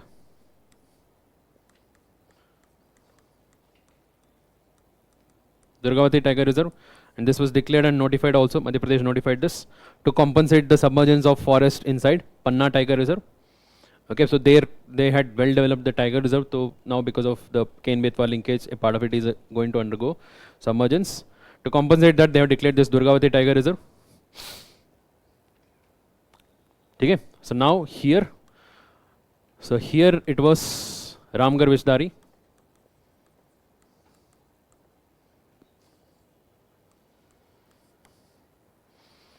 The 55th is Dholpur Karoli. Dholpur Karoli. They recently declared and notified also. तो बताइए 51st Sri Viliputtur Meghamalai. 52nd Ramghar Vishdari. 53rd Ranipur. 54th Durgavati. 55th Dholpur.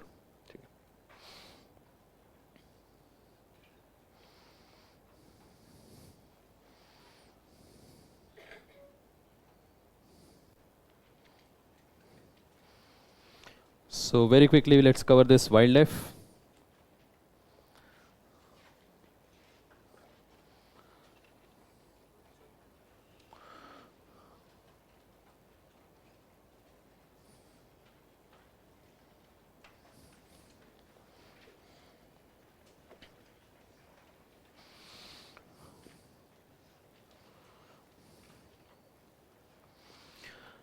Some must have heard about Hangul.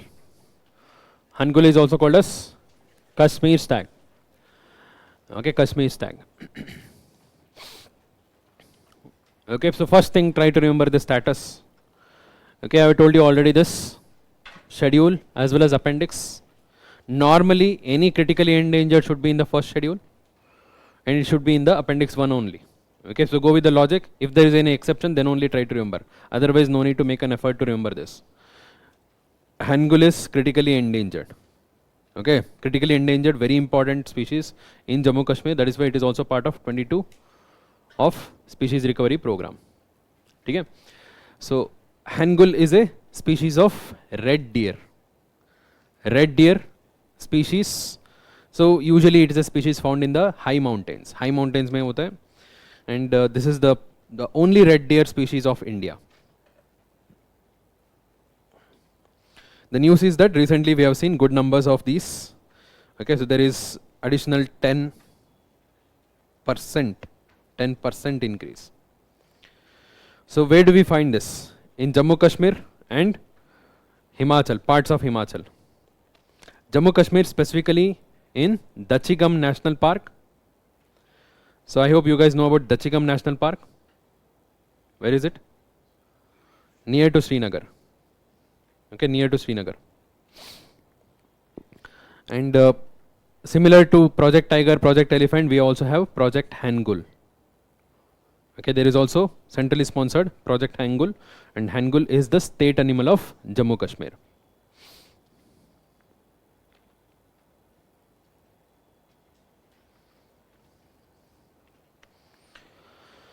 So next, Nilgiri tar. Nilgiri tar. There are 2 tar species in India. Okay, so I'm not talking about Mahindra tar.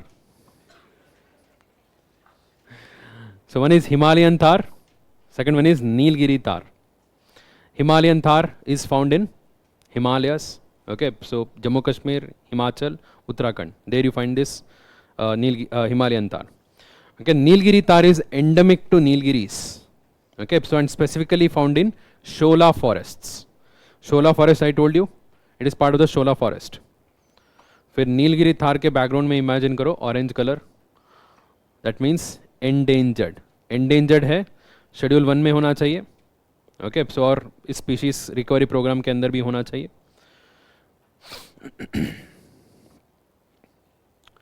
So recently Tamil Nadu government has announced Project Nilgiri Tar. Okay, state level project. Fine.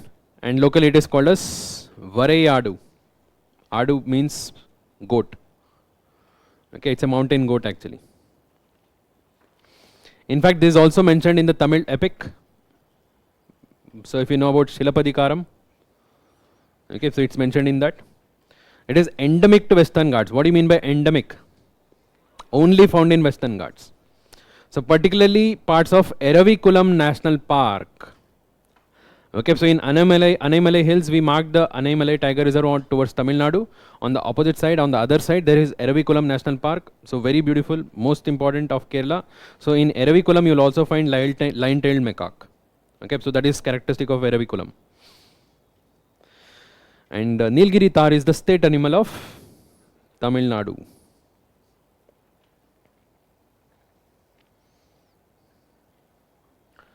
So next one, Sangai deer. Sangai deer is found only in Manipur. It is the state animal of Manipur. Sangai deer. What is it also called as? Dancing deer. Other than that, bro-antlered deer. It's also called as bro-antlered deer.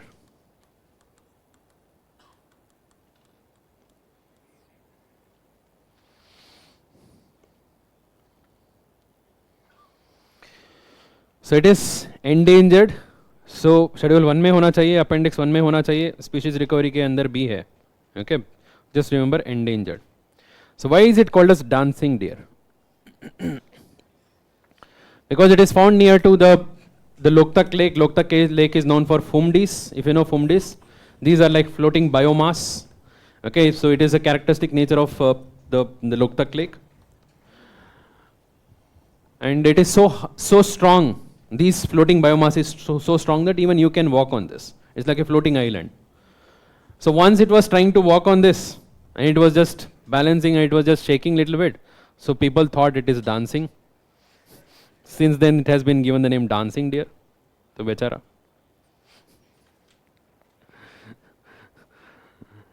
So why it is in news? News is also important here. Okay, this is not only for Sangai deer, even for the entire status of Loktak Lake. Okay, so near to Loktak Lake there is a dam called as Ithai barrage. Okay, so you need to add this Ithai barrage. Okay, near to Loktak Lake. So this barrage is constructed as a part of Loktak Lake hydroelectric project. Okay, so they are planning to construct a barrage and then produce electricity from it.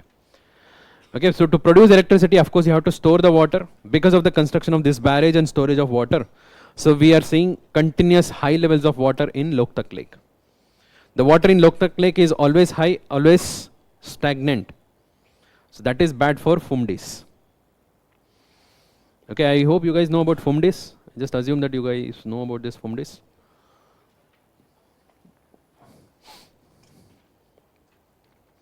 Loktak Lake is a very interesting, rich in biodiversity.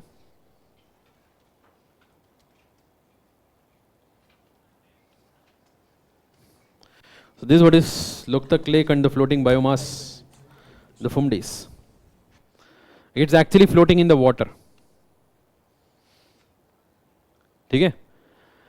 So they are stronger because they float in the water during the monsoon times, and during the dry season they sink to the bottom and absorb the nutrients before the next monsoon comes.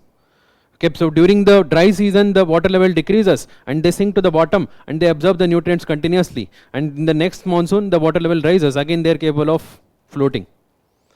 So now because of the construction of barrage, there is a continuous water level and these Fumdis are becoming weaker. In fact, they are breaking also. Okay, so that is why Fumdis are in threat. The Loktak Lake is also in threat. Loktak Lake is a Ramsar site and also it is in Montreal's record because it is threatened. Okay, because of this, our dancing deer is also not able to dance because it will not be able to walk.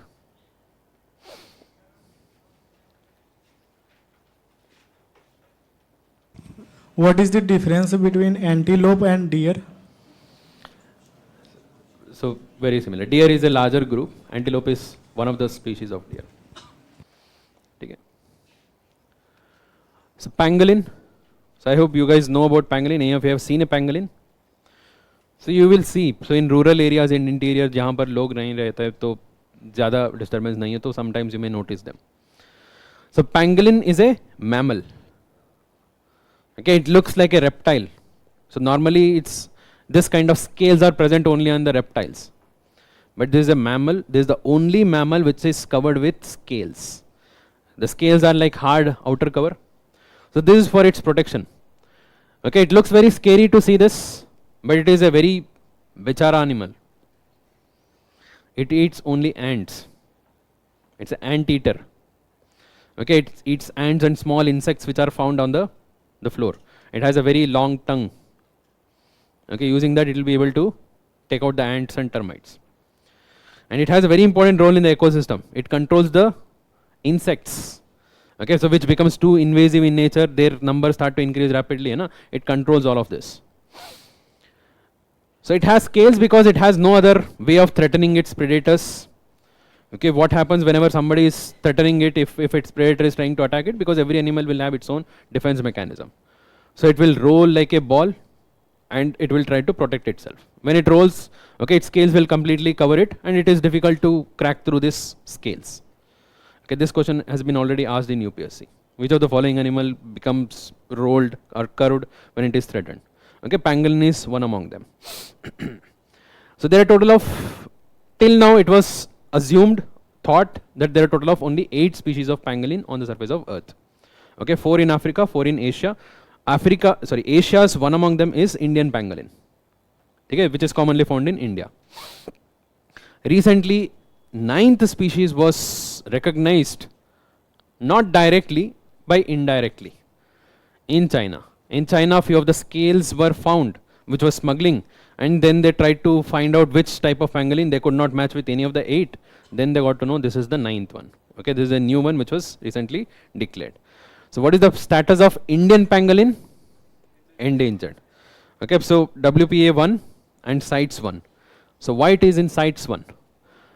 Because this is one of the most smuggled wildlife. Most smuggled. Its nature of curling to become a ball has been used against it.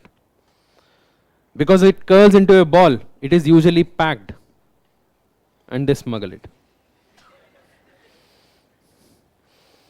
One of the most commonly found wildlife trafficked in airports. Airports में मिलता है बहुत commonly. So next one, Holock gibbon. So this is the famous Holock gibbon.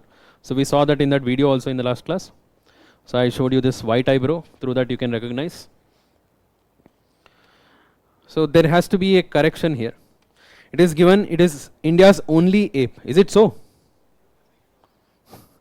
So what about human beings? Human beings are also apes.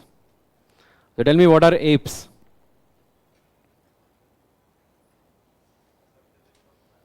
Primates. It belongs to the group of primates. Okay, among the primates we have many monkey related species. Apes are one among them, with little bit better development of brain. Okay, so larger size of brain. And the distinguishable characteristic of ape from the other monkeys, absence of tail. None of the apes have tail. Okay, the normal monkeys, the macaque which you see outside in urban areas, okay, they are the normal monkeys. Even the langur, so all of these have the tail, right? So human beings also belongs to these group of apes because of the absence of tail and larger brain size. So how many apes are there in total? 6. Okay, the largest one is gorilla. Gorilla, chimpanzee, orangutan, bonobos, gibbons and apes. Sorry, gibbons and human beings. Okay, these are the apes. Gorilla, chimpanzee, orangutan, bonobo. Okay, B-O-N-O-B-O, bonobo.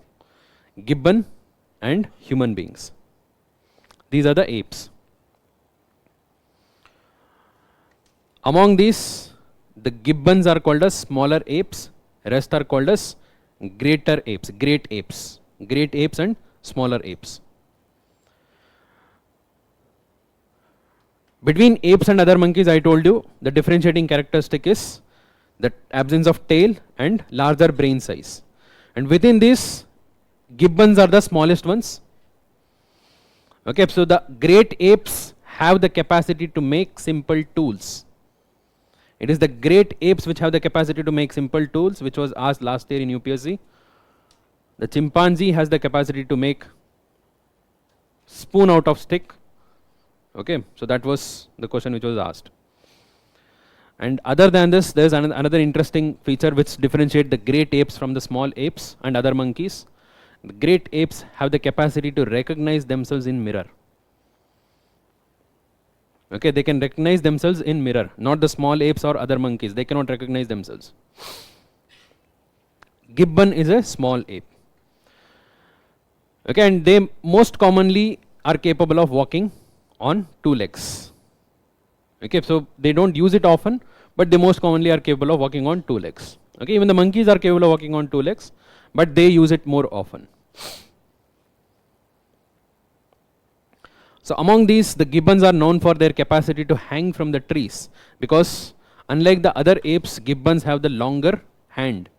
Okay, they have longer hands, which enables them to hang from the tree very easily. And they are very shy animals, very easily you cannot notice them. Hoolock gibbon is the name. Okay, this is what is Hoolock gibbon. Till recently, it was thought that there are 2 varieties of Hoolock gibbons in India, the Western Hoolock gibbon and Eastern Hoolock gibbon. Okay, so one of the research conducted recently is saying that both belong to the same group. Okay, but still as per IUCN it is categorized into two, the western and eastern. The western is endangered, eastern is vulnerable.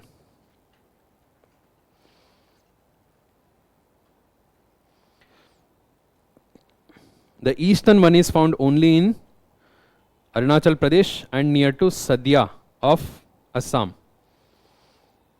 Okay, so the western one is found throughout the entire northeastern states, all the 7 states of northeast.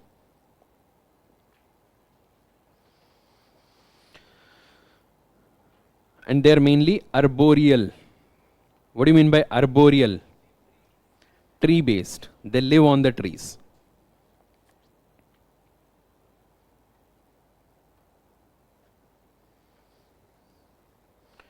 So what is this? Flying squirrel. Okay, flying squirrel doesn't mean that they have wings. So rather they have a fold of skin.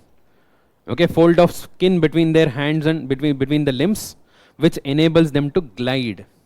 Okay, they actually glide. They don't fly as such, but still they are called as flying squirrel. They are able to glide from one tree to another. Okay, they are called as flying squirrel. There are different types of flying squirrels in India.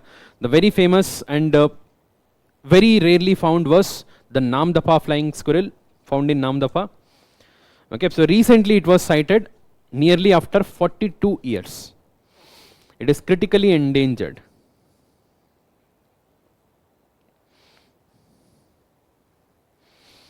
And it is endemic to northeast India only. It is found only here. Namdapha se to aap yaad rakh sakte hain. So what is this? Dhol. Dhols are basically wild dogs. They belong to the dog family. They are not wolf.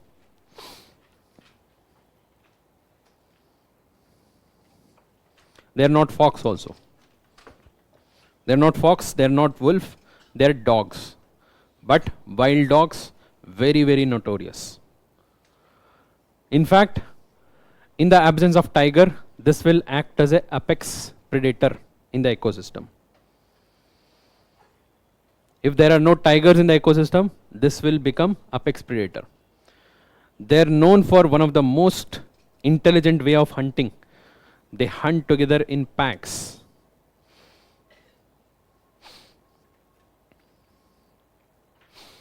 They are found in Western Ghats, parts of central India, as well as parts of Himalayas, northeast. Okay, so but not very easily found. They are rare, but they are found. In most part of central, south and southeast Asia, you can find them. The interesting thing about dhols, they communicate by whistling. Okay, whistle करके communicate करते हैं. बहुत खतरनाक है.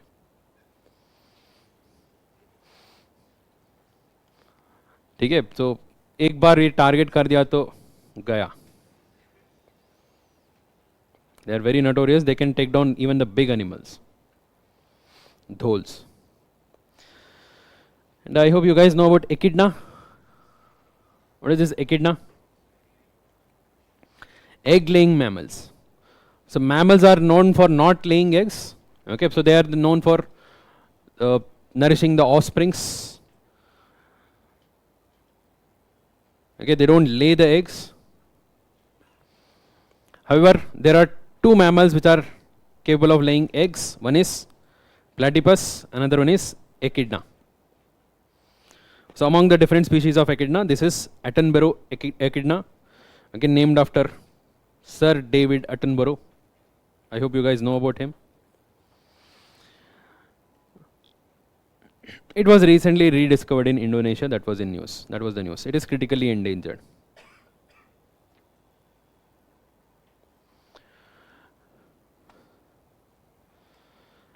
Emperor penguin.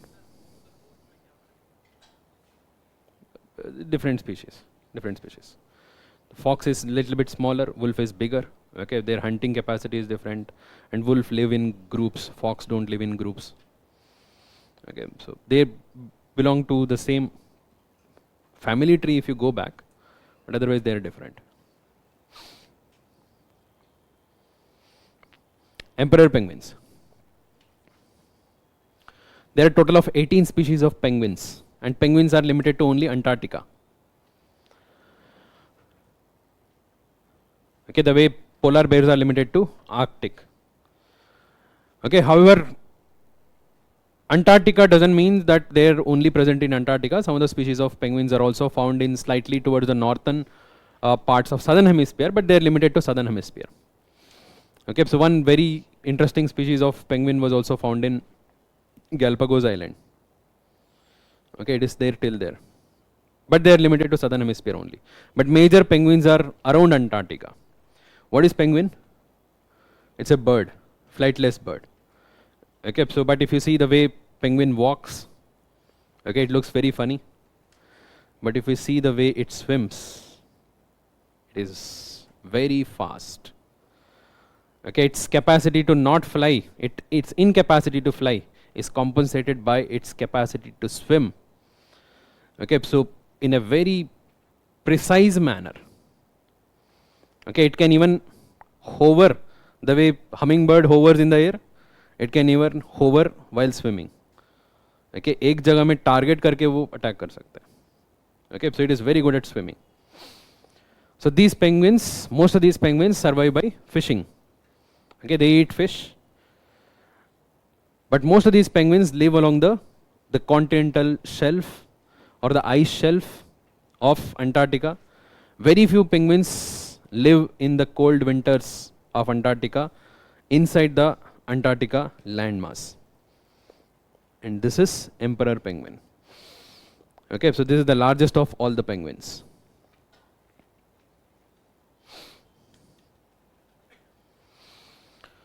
And interesting thing about this, please search in YouTube. Okay, this is very interesting. Okay, so their reproduction. Okay, so and particularly in most of the species, the females take care of the offsprings, the eggs. In case of emperor penguins, it is the males who take care of the eggs. Okay, so in BBC Planet Earth, you will find very beautiful video of this. Okay, search for this, emperor penguins. Okay, so these emperor penguins, the male emperor penguins, make large huddles in the cold winters of Antarctica, and they survive in the cold winters of Antarctica just to protect their eggs. Okay, which has been hatched and transferred to them by the female, and the females have left to do fishing. It is the males who survive these cold conditions. Okay, so it is too difficult to survive because there is no sunlight, too much of wind, too freezing condition, and no, most importantly, no food. And you cannot let the egg fall onto the floor. The egg is just held on the feet inside the pouch. It will be just standing for 3 to 4 months. Okay, they will continuously change the position to keep them warm. So, but it will survive. So that is how the emperor penguins breeds. Next one, Mithun.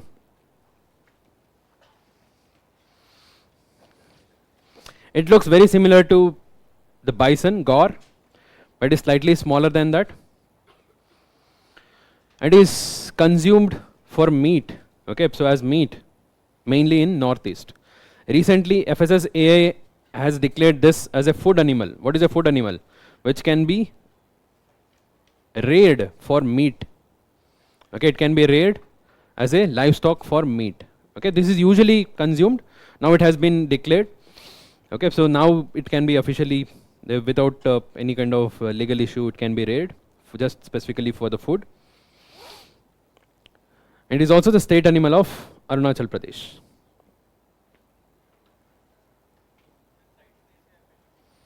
It is common. Okay, so not threatened as such.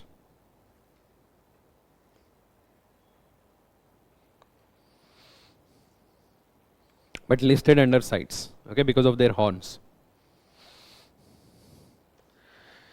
Great Indian Bustard, all of you know about Great Indian Bustard, GIB. Okay, it is critically endangered, so it should be in Schedule 1, Appendix 1, and as well as Species Recovery Program. Okay, so one of the 22.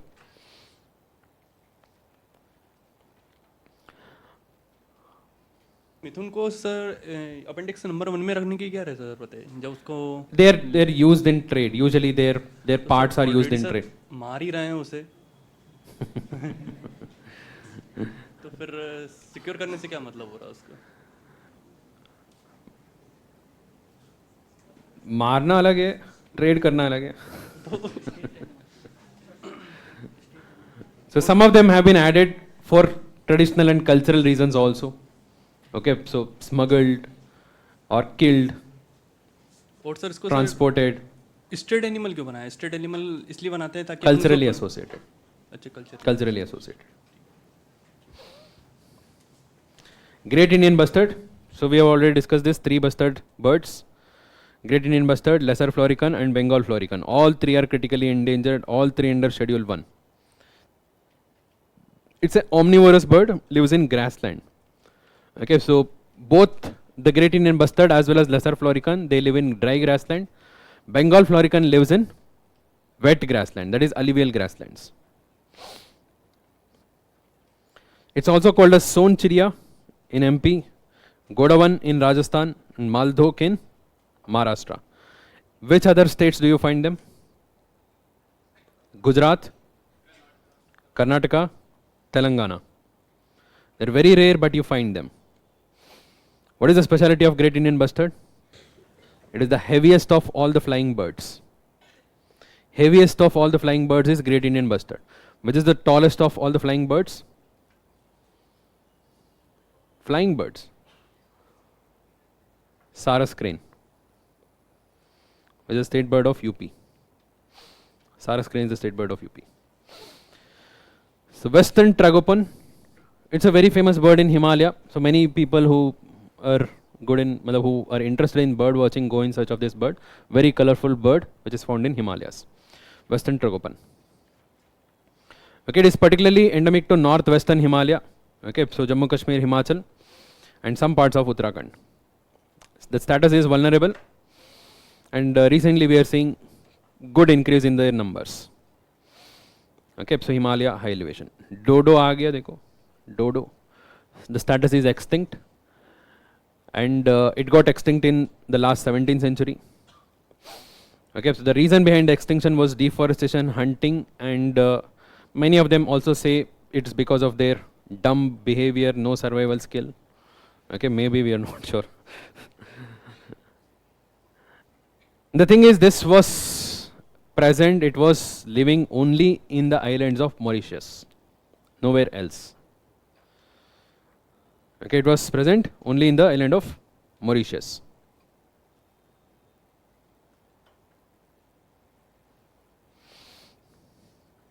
This was also a flightless bird. The closest living relative is Nicobar pigeon, which is present. Okay, closest living.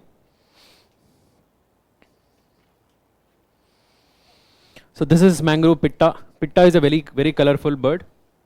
Okay, so this is a special type which is found only near to the coastal region, mangrove pitta. So recently census happened in Odisha. Okay, the status is near threatened. Painted stork is again very common. Okay, so near threatened. You will find them in many of the wetlands. Okay, so many of the wetlands are you will find them.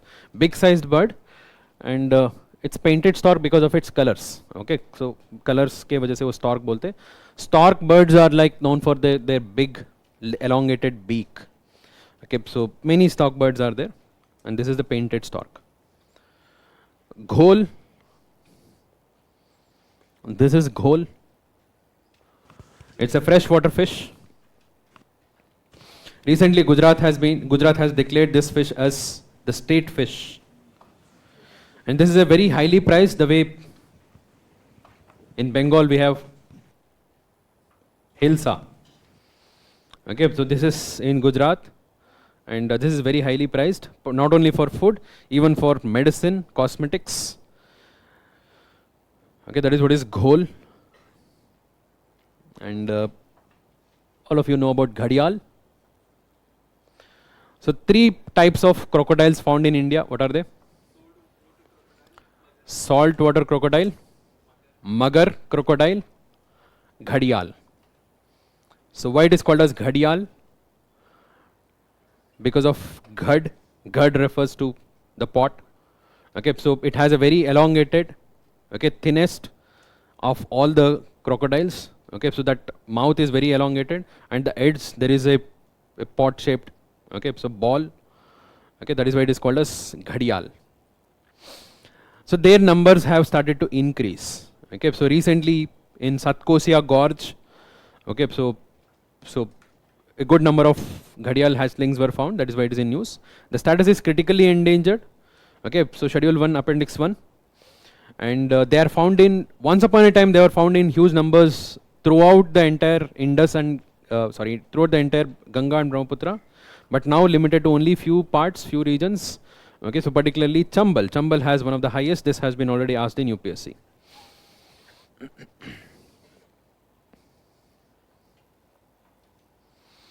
This is red sand boa, commonly known as the two-headed snake. Okay, of course it doesn't have two heads. Its tail appear like head. Okay, that's why it's commonly called as the two-headed snake. It is non-venomous. One of the highly trafficked. Okay, because saying यही बोल के दे देते दो head है ले लो. Okay, so for its two head they just misguide the people. So why do people buy these illegally trafficked wildlife? So many of them buy it for pet. Okay, so those who have good amount of money don't know what to do with that money. So they will buy pet. So for example, the West Asia, many of these people, they keep tiger as pet. Okay, so another reason why they buy these illegally trafficked wildlife, it's as an investment. Okay, so as their numbers are decreasing, so you buy now and sell it later. Yes. Okay, so and this is one of the most trafficked, red sand boa, non-venomous. What do you mean by non-venomous? What about poisonous? Few of you know the difference. I told in the class. So what is the difference between a poisonous snake and venomous snake?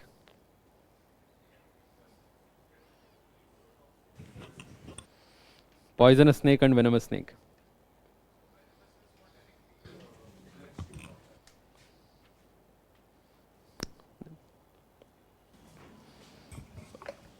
So venomous is directly for bloodstream contact whenever they bite, and poisonous may be for skin related thing as well, which can directly be ingested in human body. Okay.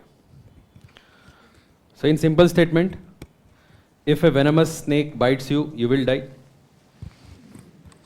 If you bite a poisonous snake, you will die.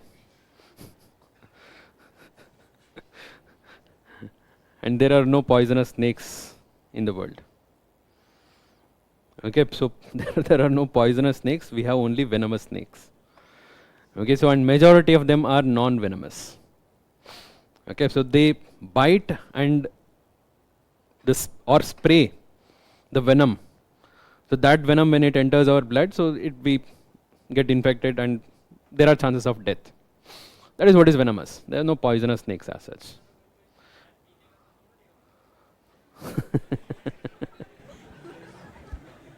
So I am saying poisonous snakes. So poisonous snakes means the entire body is filled with poison. You bite a poisonous snake, you die. Poisonous snake means the body is poisonous. There are no poisonous snakes. There are few poisonous frogs. Okay, there are no poisonous snakes in the world. There are only venomous snakes in the world, that too very few. India ka most important poisonous snake, cobra and king cobra. So this is dancing frog. Don't expect dance out of it. So basically these are the frogs which lives continuously near to the perennial streams where the water continuously flows. Okay, so in India they are found in Western Ghats. In few other countries you will also find them, few other frogs of same nature, but in India they are found in Western Ghats. There are different species, different types are there, but all of them have the same characteristic. So what is that? It's called as foot flagging. Foot flagging. Okay, so because the common behavior of a frog is to attract the mate is through the sound. Okay, so you will continuously hear these sounds on a rainy day or after rain. Okay, so you will continuously hear this sound. But these frogs, since they live near to the water streams, which are perennial, which flows continuously, many parts of the Western Ghats have these perennial streams. Enough. So their sound is not heard by the opposite, okay, the mate. So they will not be able to attract. So they compensate by display. They sit on one of the rocks and they just stretch the leg. Okay, so this is for both. So one is to attract the female, another is to declare the opponent, the other males, that this is my rock. Nobody should come here. So that is what is the dancing frogs of Western Ghats. Okay, there are two important varieties here. One is Nilgiri dancing frog, which is vulnerable, and most interesting one is the white-cheeked dancing frog. It has a white cheek. It's known for foot flagging.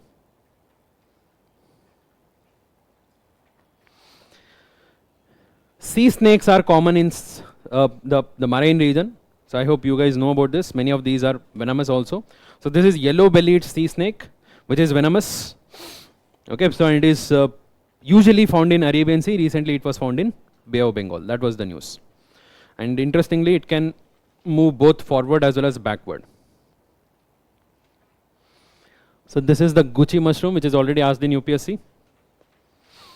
The Guccis are naturally found, and it is very difficult to cultivate them artificially. Okay, so they are usually found along the logs of decaying wood. Okay, so and they usually grow only during a limited time period of spring. And recent unpredictable weather pattern has resulted in like some of the Gucci mushroom growers or mushroom hunters. Okay, so which is, since it is naturally grown. Okay, so they are not able to get this. This is the costliest mushroom, and it is highly nutritious. It is very rich in potassium, vitamins, copper, antioxidants most importantly. What about baobabs?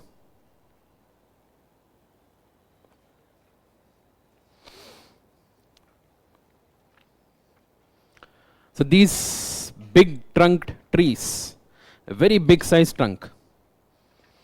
Okay, so they are native to Madagascar.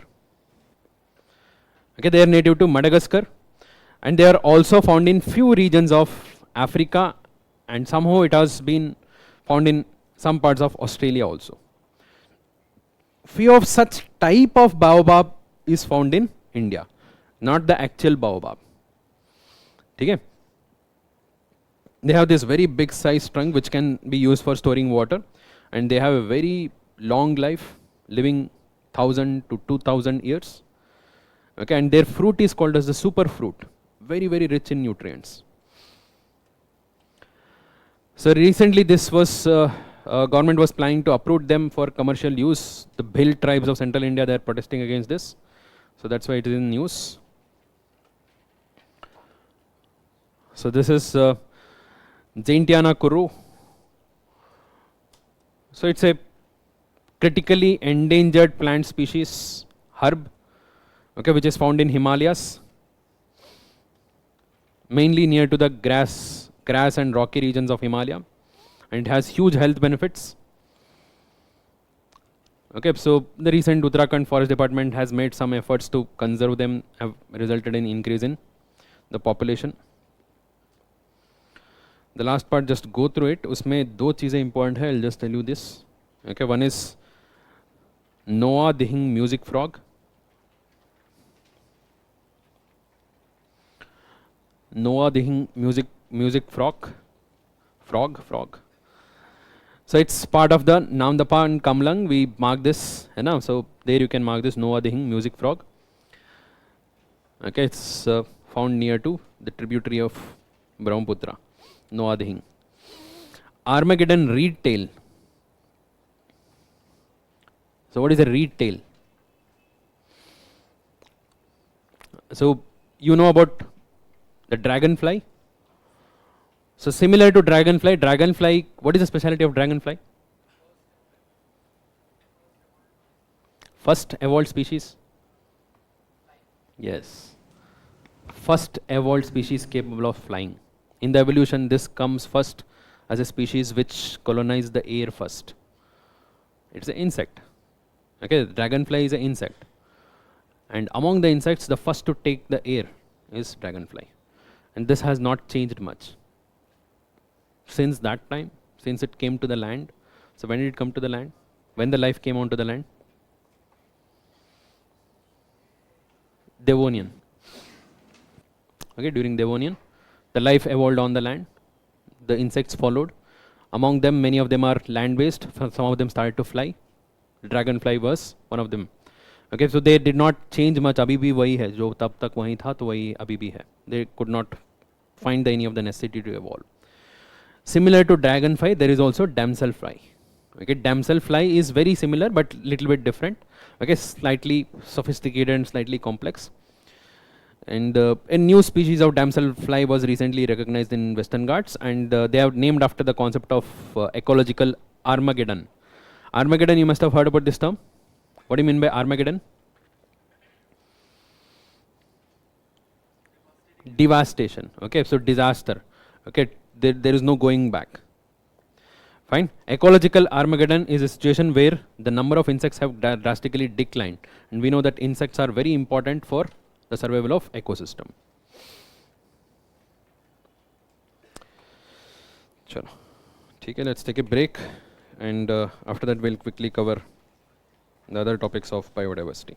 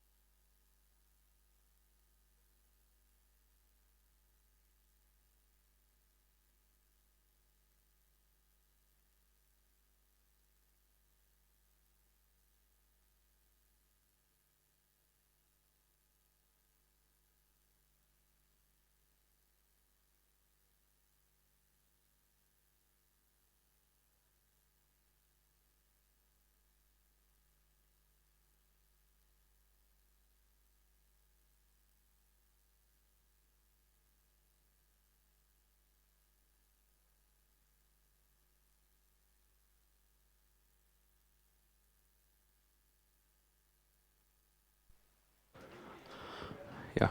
Any doubts here?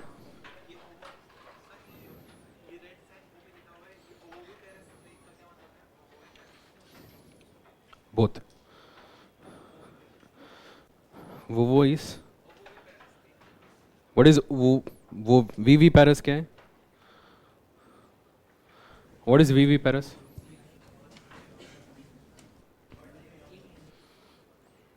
VV Paris is giving birth to young ones. VOV Paris? Egg laying. VOVV is both. ठीक है. The next topic is eco-sensitive zones. So it requires little bit background. So it's in news.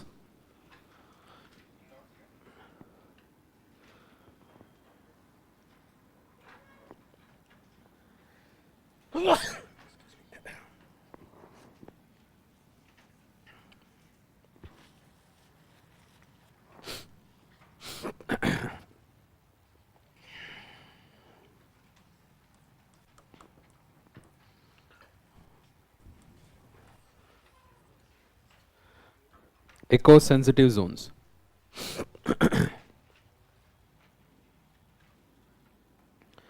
So what is an eco-sensitive zone?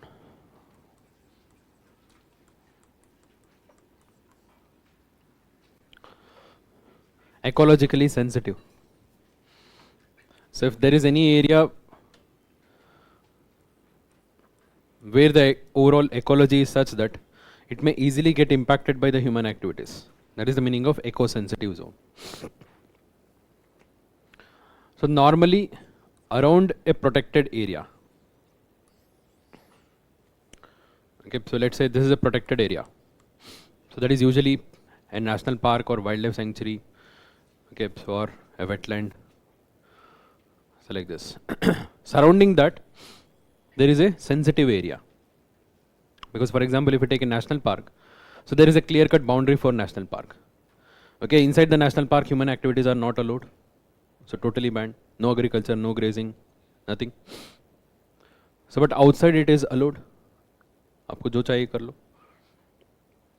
Wild animals don't have a clear-cut boundary as such. उनको थोड़ी पता है हमने यहाँ पर national park का boundary लगा दिया.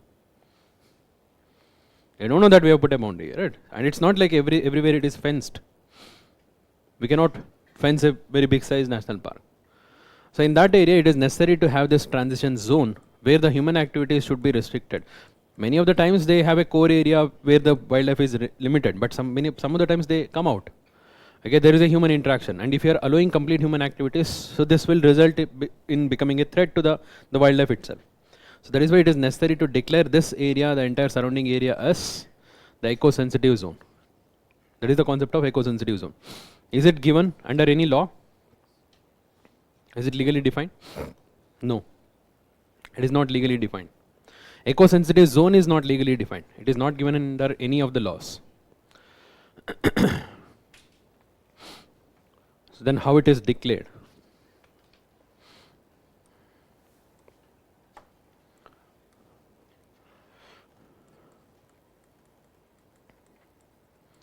So there are no clear-cut rules and guidelines actually. It was in the year 2002.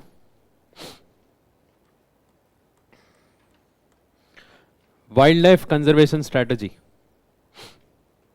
Wildlife conservation strategy was announced by the central government.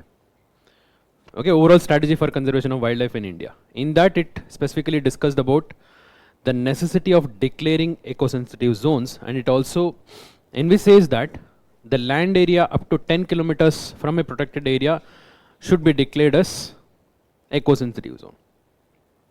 Okay, it can be a national park or a wildlife sanctuary. Okay, it can be declared as a eco-sensitive zone. Okay, so that is as a strategy it announced. It did not talk about any law. It did not talk about any rules. Okay, no law, no rules talk about this. Okay, so we have for the environmental impact assessment, we have specifically notified rules from the central government. No such rules are notified here. Okay, as a overall strategy they discussed, okay, so we can declare, we should declare. So like that. But there was no clear-cut rules and regulation and powers. Okay, so this was just announced for the first time. That was the first time it came in 2002. In the year 2005, The National Board for Wildlife, is this a statutory body? National Board for Wildlife? Yes, it's a statutory body under the Wildlife Protection Act. The National Board of Wildlife communicated to all the states and UTs that they should declare the eco-sensitive zones around protected area according to the requirement of the site. Okay, so there it said that it should be declared according to the requirement of the site. That means it is not necessary that it has to be declared up to 10 kilometers. Okay, it can declare as per your wish, but it should be there. This is also said by National Board of Wildlife only. Okay, so and it also gave the power to the state government. So you declare and you decide what is allowed, what is not allowed. Okay, so again there is no clear-cut guidelines. In the year 2006, the Supreme Court asked the central government. Okay, in a case it was being discussed, it asked why there is no clear rules and regulation regarding the declaration of this eco-sensitive zone. So, and if you are not doing it, so I will do it. Light threatening. Okay, it said that we are thinking, okay, we were thinking of declaring a common eco-sensitive zone of up to 10 kilometers around any protected area, any national park, any wildlife sanctuary. Okay, so here it is just saying the word, it is contemplating. Okay, it is saying that aap kar lo, jaldi kar lo. Still there were no rules up to 2011.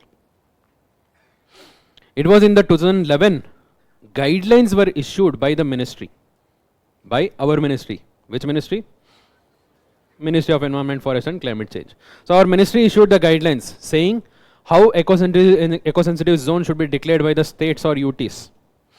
Okay, so again, even now there are no rules as such. In these guidelines, certain things are mentioned. Okay, so this is for the first time at least some guidelines are given that if you are declaring eco-sensitive zone, you have to use these guidelines. An area up to 10 kilometers can be declared, and in some cases if the state government thinks so, it can even go beyond 10 kilometers also. Or it may be less than 10 kilometers also. That means there is no specific restriction regarding the declaration of eco-sensitive zones. And it has to be site specific. Matlab, as per the requirement of the site, you can decide. And it also clearly said what are the activities prohibited, what are the activities regulated, what are the activities permissible. These were under the guidelines given by the ministry in the year 2011. So these are the activities prohibited, these are the activities regulated, these are the activities permitted. Prohibited, whatever the polluting activity which will totally destroy the nature, they are all prohibited. You can see commercial mining, setting of sawmills, okay, so industrial pollution and major hydropower projects, all of these are prohibited. Regulated, felling of trees, regulated, agriculture system, natural water resource utilization, groundwater harvesting, all of these are regulated. Permitted, ongoing agriculture practice, horticulture practice, rainwater harvesting, renewable energy, they are all permitted. Okay, by the nature you can clearly see this. They are just the category of activities which are mentioned by the ministry in its guidelines. But still, it is the state government which declares this eco-sensitive zone, and there is no clear guidelines. Okay, so what exactly are the criteria to be followed? Okay, so is there a common rule? No, there is no other common rule. So this has been one of the most important demand of all the ecologists, the environmentalists, to have some common rule regarding the eco-sensitive zones. Somebody went to Supreme Court. Supreme Court finally in 2022 said that, "Okay, you guys decide whatever you want. I am going to declare 1 kilometer of eco-sensitive zone." So that was for the first time Supreme Court said. So last year, that is 2022. In 2022, Supreme Court declared that, so around any national park, wildlife sanctuaries, there should be a mandatorily minimum of 1 kilometer of eco-sensitive zones should be there. Beyond that, it is the prerogative of the state government to decide. Okay? So we thought, okay, there is something good at least. In 2023, Supreme Court changed it. Okay, this rule was overruled. As per the latest order of Supreme Court, okay, there is no such thing of minimum 1 kilometer, particularly in few of the areas. So what are the areas where this is not applicable? Commonly it is 1 kilometer, okay? Where it is not applicable, where the final notification of ESZ has already been made by the state government.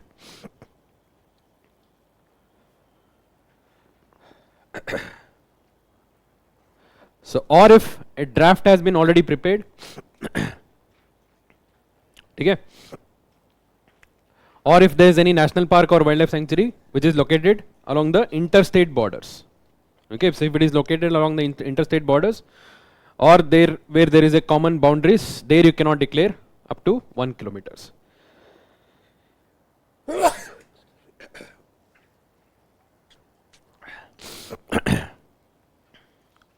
So however, one thing is confirmed, that no mining is allowed. So up to 1 kilometer radius, it is common for all the eco-sensitive zones. Okay?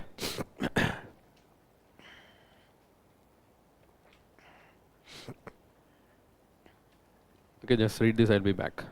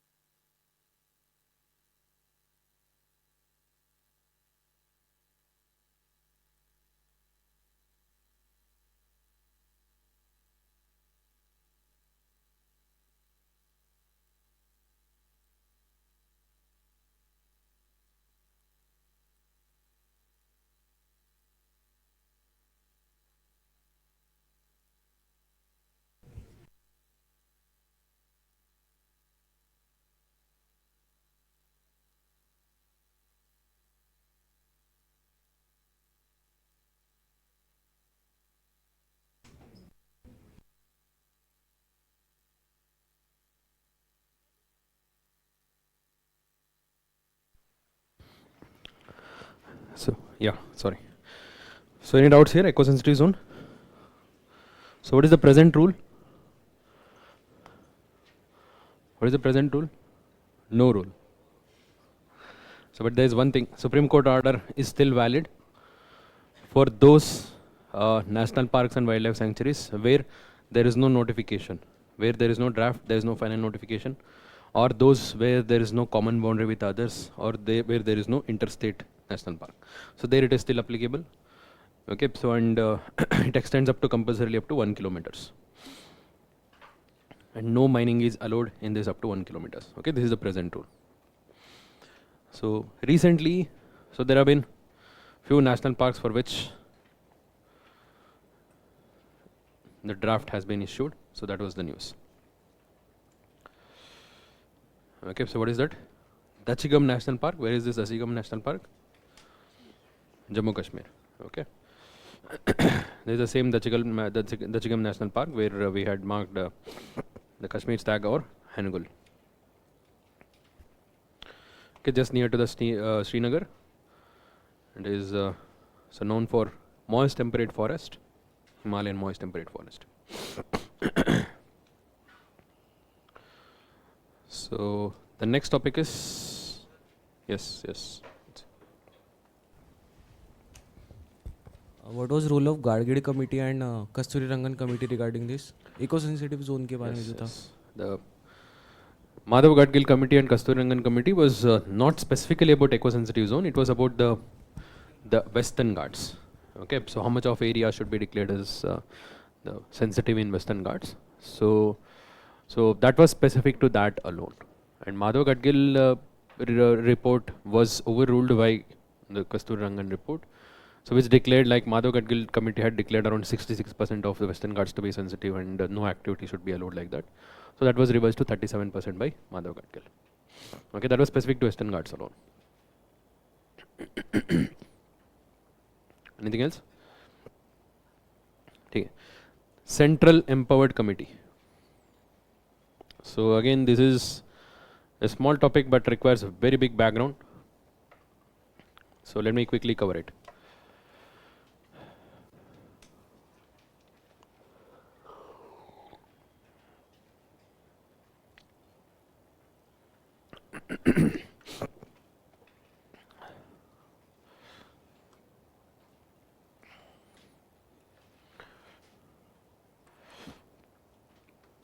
First, you need to know about Forest Conservation Act of 1980.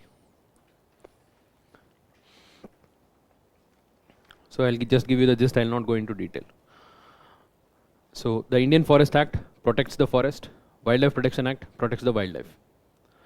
Okay? So what if the government decides to transfer some part of the forest for non-forestry activities?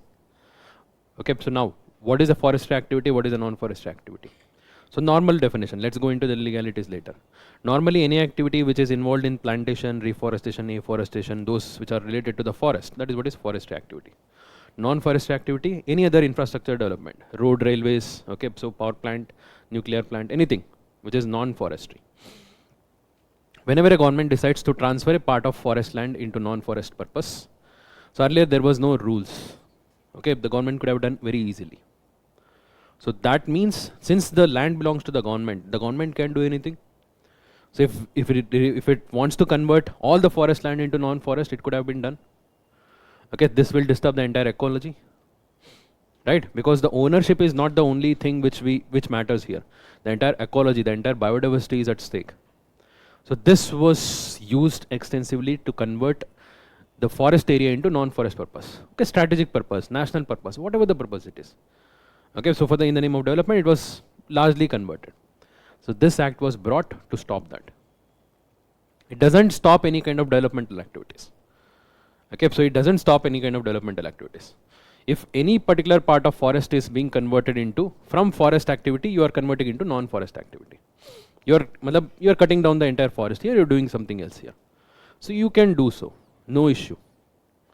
But you have to create an equal amount of forest somewhere else. That is what is called as compensatory afforestation. This is the original forest you are converting. So if you want to do it, you do it. But create an equal area of forest somewhere else. This is called as compulsory afforestation. Okay, this is the first rule. This was brought by the Forest Conservation Act of 1980. And all such conversion requires the permission of central government.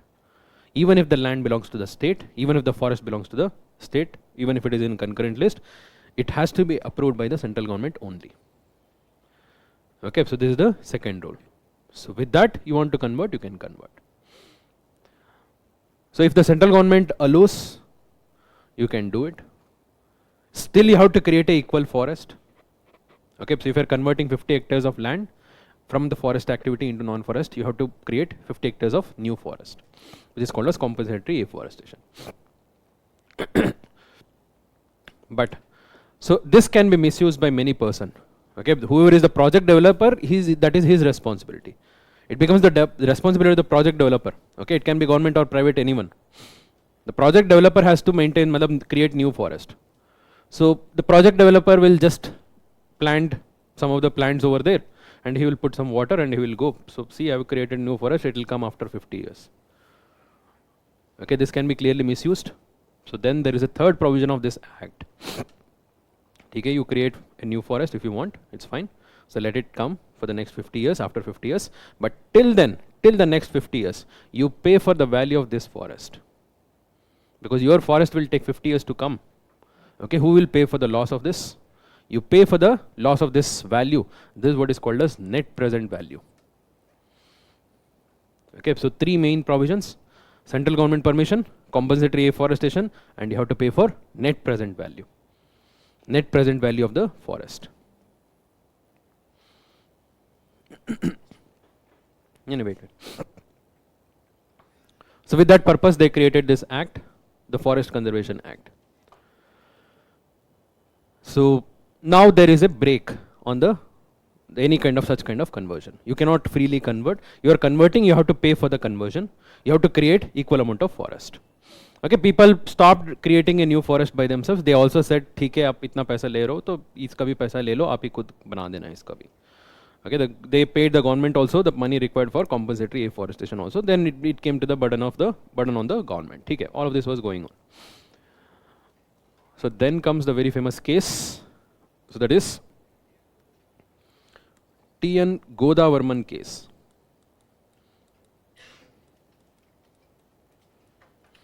So T.N. Godavarman filed a case in Supreme Court. Okay, so saying that even though we brought this act, still in many of the areas the forest is being converted into non-forest activity without paying the compensation, without accounting for the net present value of this forest. Okay, Supreme Court asked, why is it being happening? तो ये तो इसपे तो लिखा है तो in the law. So then the government said that that is not a forest which is under the government, that is all private area. Okay, so we don't consider that as a forest itself. Okay? So here comes the question on what is forest. So government said there are only limited area which we will consider as forest. For this limited area only this act will be applicable. This whatever the area which comes beyond this definition of forest, so we are not accountable for that. There are many such areas which are beyond it, beyond the recorded forest area. Okay, so there is a thick vegetation, there is a natural vegetation, it may be community land, it may be private land. Okay, so which is not called as forest by the government.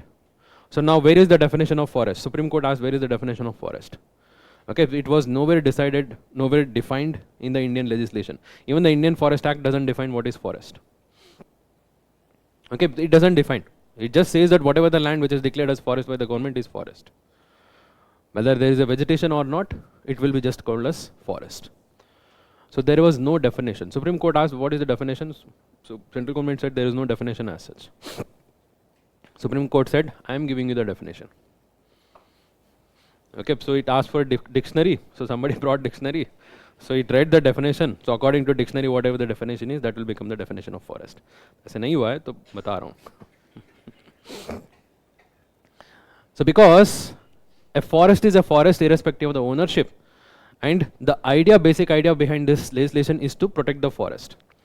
So you should protect all the forest, irrespective of the ownership, irrespective of the location, wherever it is located. Supreme Court said that this law should be applicable to any land area wherever we can see the natural vegetation, wherever we can see there is a dense growth of natural vegetation.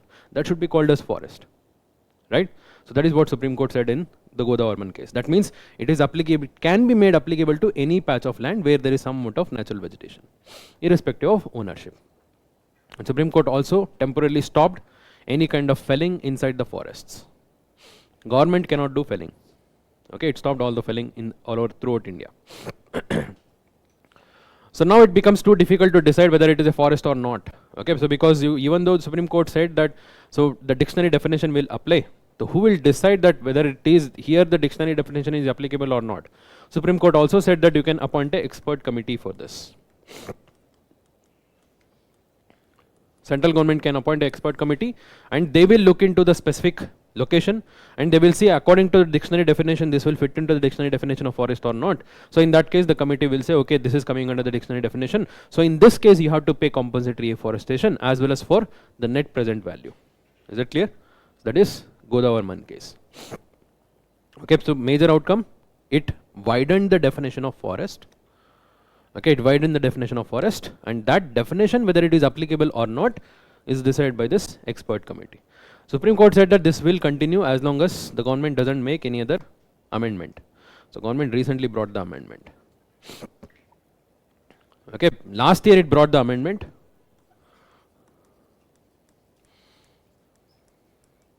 In the Forest Conservation Act. Among the many things, the first thing it did was again to limit the definition of forest. So till now anything could have been declared as forest. Okay, so anything which fits under the dictionary definition of forest can be declared as forest and there these rules can be made applicable.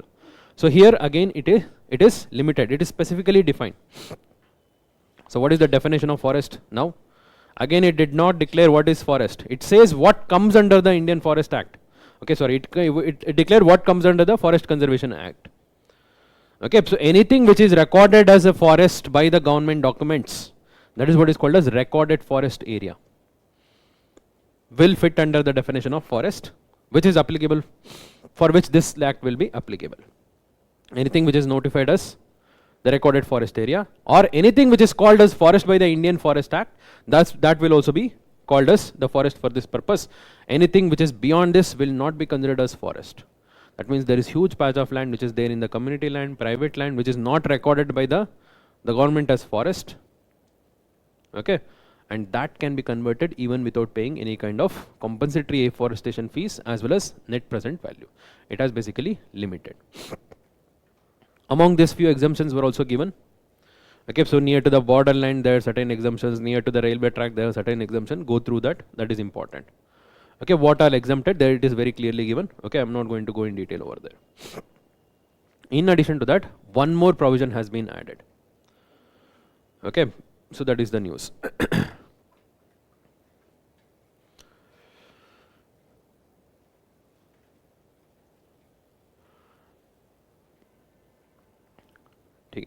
So एक और छोटा सा news है. So I'll tell you the page, you come over there. Page number 81. The second item in the box, accredited compensatory afforestation.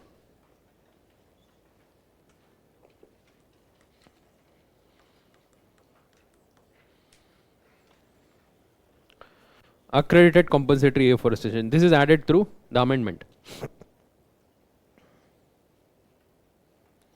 Okay, later introduced through rules. Provision दे दिया था, rules के through इसको clear कर दिया. So what do you mean by accredited compensatory afforestation? So here, whatever the forest cleared, that has to be compensated through compensatory afforestation. That means this person, the project developer, has to create a new compensatory afforestation. Through this amendment, it also added a provision. Already made new forest, which is accredited by the government as newly created, can be bought by this project developer to compensate this loss. Okay, so मान लो there is a project developer. Okay, so let's say his name is X. He is developing a project here. He has cleared 100 hectares of land. Now he has to compensate this 100 hectares of land. So let's say I have already developed 100 hectares of land as a forest. In my own land, I have created a new forest of 100 hectares. Okay, so and I have also got it verified from the government. देखो मैंने नया बनाया, I have created new and I got it accredited. That is the meaning of accredited compensatory afforestation. Now I can sell this to this project developer, which he can show it as his own compensatory afforestation.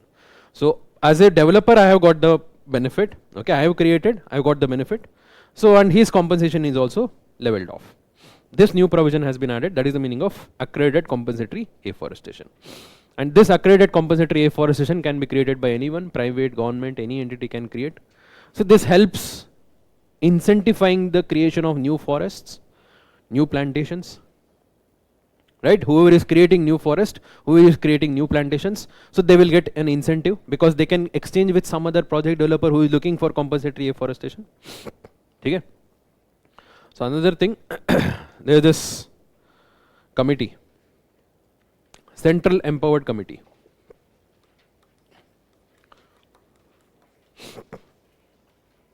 So under TN Godavarman case, Supreme Court had also appointed a committee, okay, which was now non-statutory committee. As a temporary committee it has appointed, which will look into any of the complaints. If somebody is not following the rules, this committee could have been reported. In the name of, in the place of that committee, the central government has created a new committee. That's name is the same Central Empowered Committee with the proper powers. Okay, this will be a permanent committee with the responsibility of implementing the Supreme Court orders. Okay, so and this committee, if it is giving any direction to the state government, and if the state government differs on this, the matter will be referred to the central government, and the matter of central government will be, the decision of central government will be final. So this is the news in brief. I have given you the gist. Please go through it. This is very important and very detailed में आपको देखना पड़ेगा. So now you can ask the questions if you have any.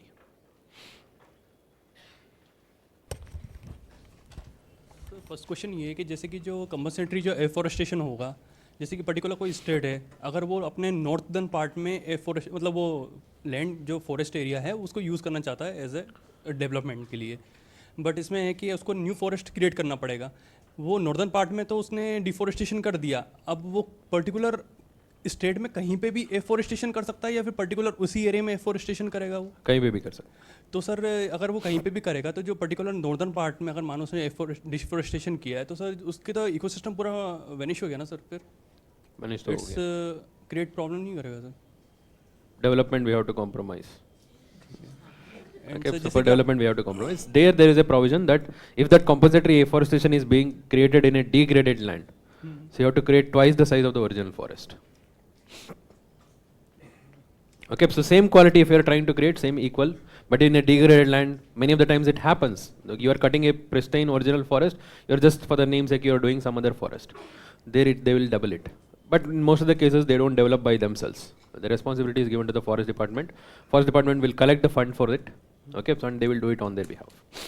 And sir next question ये जो ACA है उसमें आपने बताया कि कोई भी कंपनी या फिर एंटिटी अगर फॉरेस्ट को, जैसे कि आपने बताया था कि इसमें जैसे कि कंपनीज़ हैं जो फॉरेस्ट क्रिएट करके दूसरी कंपनीज़ को सेल कर देगी ताकि तुम शो कर दो उसके लिए, तो वो गवर्नमेंट लैंड पे फॉर्म करने का है या फिर मतलब प्राइवेट? No, private लैंड का. It should be, the land should be yours. Even the land value is also collected. Okay, मतलब ये प्राइवेट लैंड पे ही होगा ये? Yes, the money for the compensatory afforestation also includes the money for the land as well as the money required for the plantation, everything. Yes. Sir, raising vegetation, it doesn't come under agriculture activity. Raising? Raising vegetation. So it is afforestation or it is Forestation. agriculture activity? No, forestry. Plantations, okay, so that is forestry activity. So if a businessman is coming to deforest the land of 100 acres, for example, the new provision is coming, no, the accredited compensatory afforestation. If a person is already having the 100 acre of land, he's simply going to buy a land and showing that I am already created. This is kind of a loophole for that. If he already has 100 hectares of land where he has already made a forest. He is irrespective, the provision of a forest, the definition of the forest is irrespective of the owner. If a person is already having the 100 acre of forest, what if the businessman is straight away to buying that 100 acre of land and portraying that AC accredited compensatory afforestation? You can it do may be happen, right? Anyhow the loss is only for the natural resources. No. See, So accredited compensatory afforestation will be given to only those forests which has been made newly. Okay, not to the already existing one for a long period of time, which has been made newly in the recent times. Okay. So there was barren land, there somebody has developed a new plantations.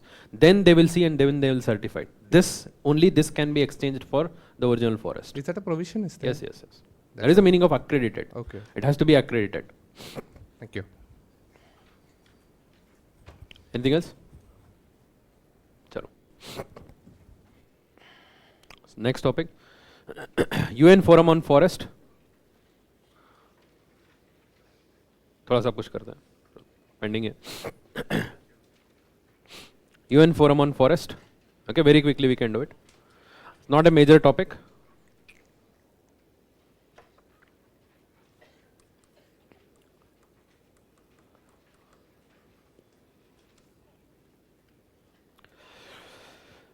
So UN Forum on Forest is basically a forum established by UN. Okay, so UN ECOSOC. You must have heard about UN ECOSOC. So it was established by UN ECOSOC in the year 2000 to target all sustainable development of forest activity, management, conservation, okay, everything related to the forest from the UN side. So it's like a large grouping. All the members of UN are part of it, including India, of course. Okay, that is what is called as UN Forum for Forest. The main idea is to conserve the forests. They regularly meet. Okay, so these members of this forum, they regularly meet, and that is what is called as CLI, country-led initiative.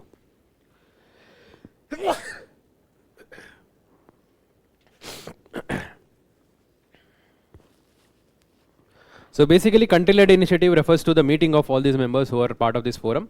So where they come together and they discuss and they contribute to each other's overall method of conservation of forest.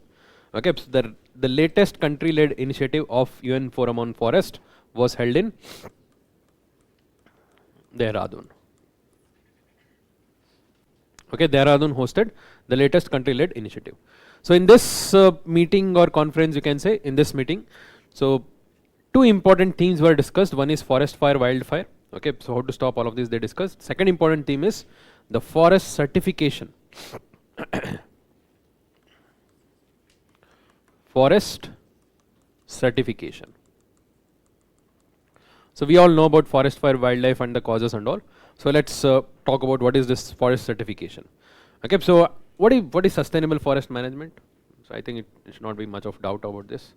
Okay, sustainable practice where we are not exploiting the resources, we are not diminishing the resource, rather than we are overall contributing, we are maintaining at least jitna level hai. Okay, our forestry activities should not reduce the resources, forest resources available for the future generation. Okay, that is what is sustainable forest resource. What is forest certification? Forest certification is a mechanism through which the origin of any forest related product is verified. Okay, so that is, it is properly taken from a legal means or illegal means. Okay, so you will have many wood in the market, various different forest products in the market. Many of them are illegal. Right now there is no way to differentiate this. Okay, so whether it has been cut down illegally, smuggled illegally and transported illegally or not. Okay, this system tries to ensure there is a proper tracking of ownership, origin. Thus, that method of certification is what is called as forest certification. Okay, so you will know if at all you are purchasing a wood in the market or furniture in the market, so you would know its origin. It is done a proper legal channel or not. So that is what is certification. So the next topic is also the same, Indian Forest and Wood Certification Scheme. So in this context, when this was being discussed over there, forest certification was discussed over there. So in the same context, the wood certification scheme has also been launched by our ministry. So which ministry?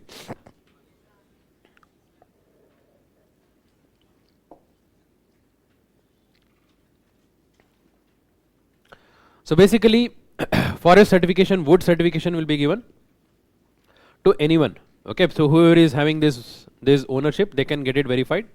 Okay, so and it can be from the forest department or individual farmers or any forest farmer producer organization who are having this private plantation, they can get it verified, certified karwa sakte, and that will create a better market value. Okay, so that kind of certification system. It is applicable for all over the country. Okay, so it is applicable even though the name says wood certification scheme, it is applicable for both timber and non-timber. Okay, so what are non-timber forest produce? NTFP क्या होता है? Minor forest produce, it is the same. Okay, so other than timber, any product, okay, bark, extractions, flowers, fruits, okay, seeds, everything is what is called as the minor forest produce or non-timber forest produce. Here the body which acts as a advisory body is Indian Forest and Wood Certification Council, and there is already a body in Bhopal, that is Indian Institute of Forest Management. So this will be the operating agency and responsible for overall management of this scheme. So in this context there is a term called as Bhopal India process. Okay, so we already have some guidelines and standards for this forest management. Okay, Bhopal India process is one such initiative for forest management. Okay, so where the guidelines and standards are clearly mentioned how to manage the forest, all of that.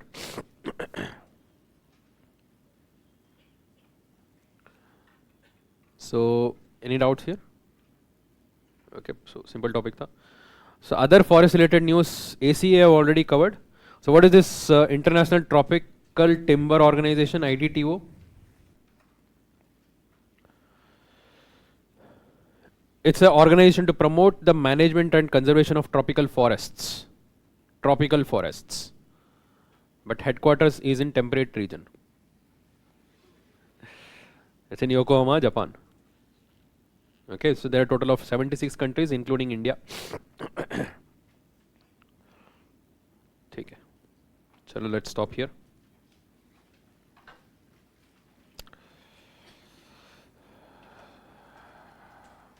So after tomorrow, I would need one more class. I have asked for extra class, so we'll finish then. Okay, thank you.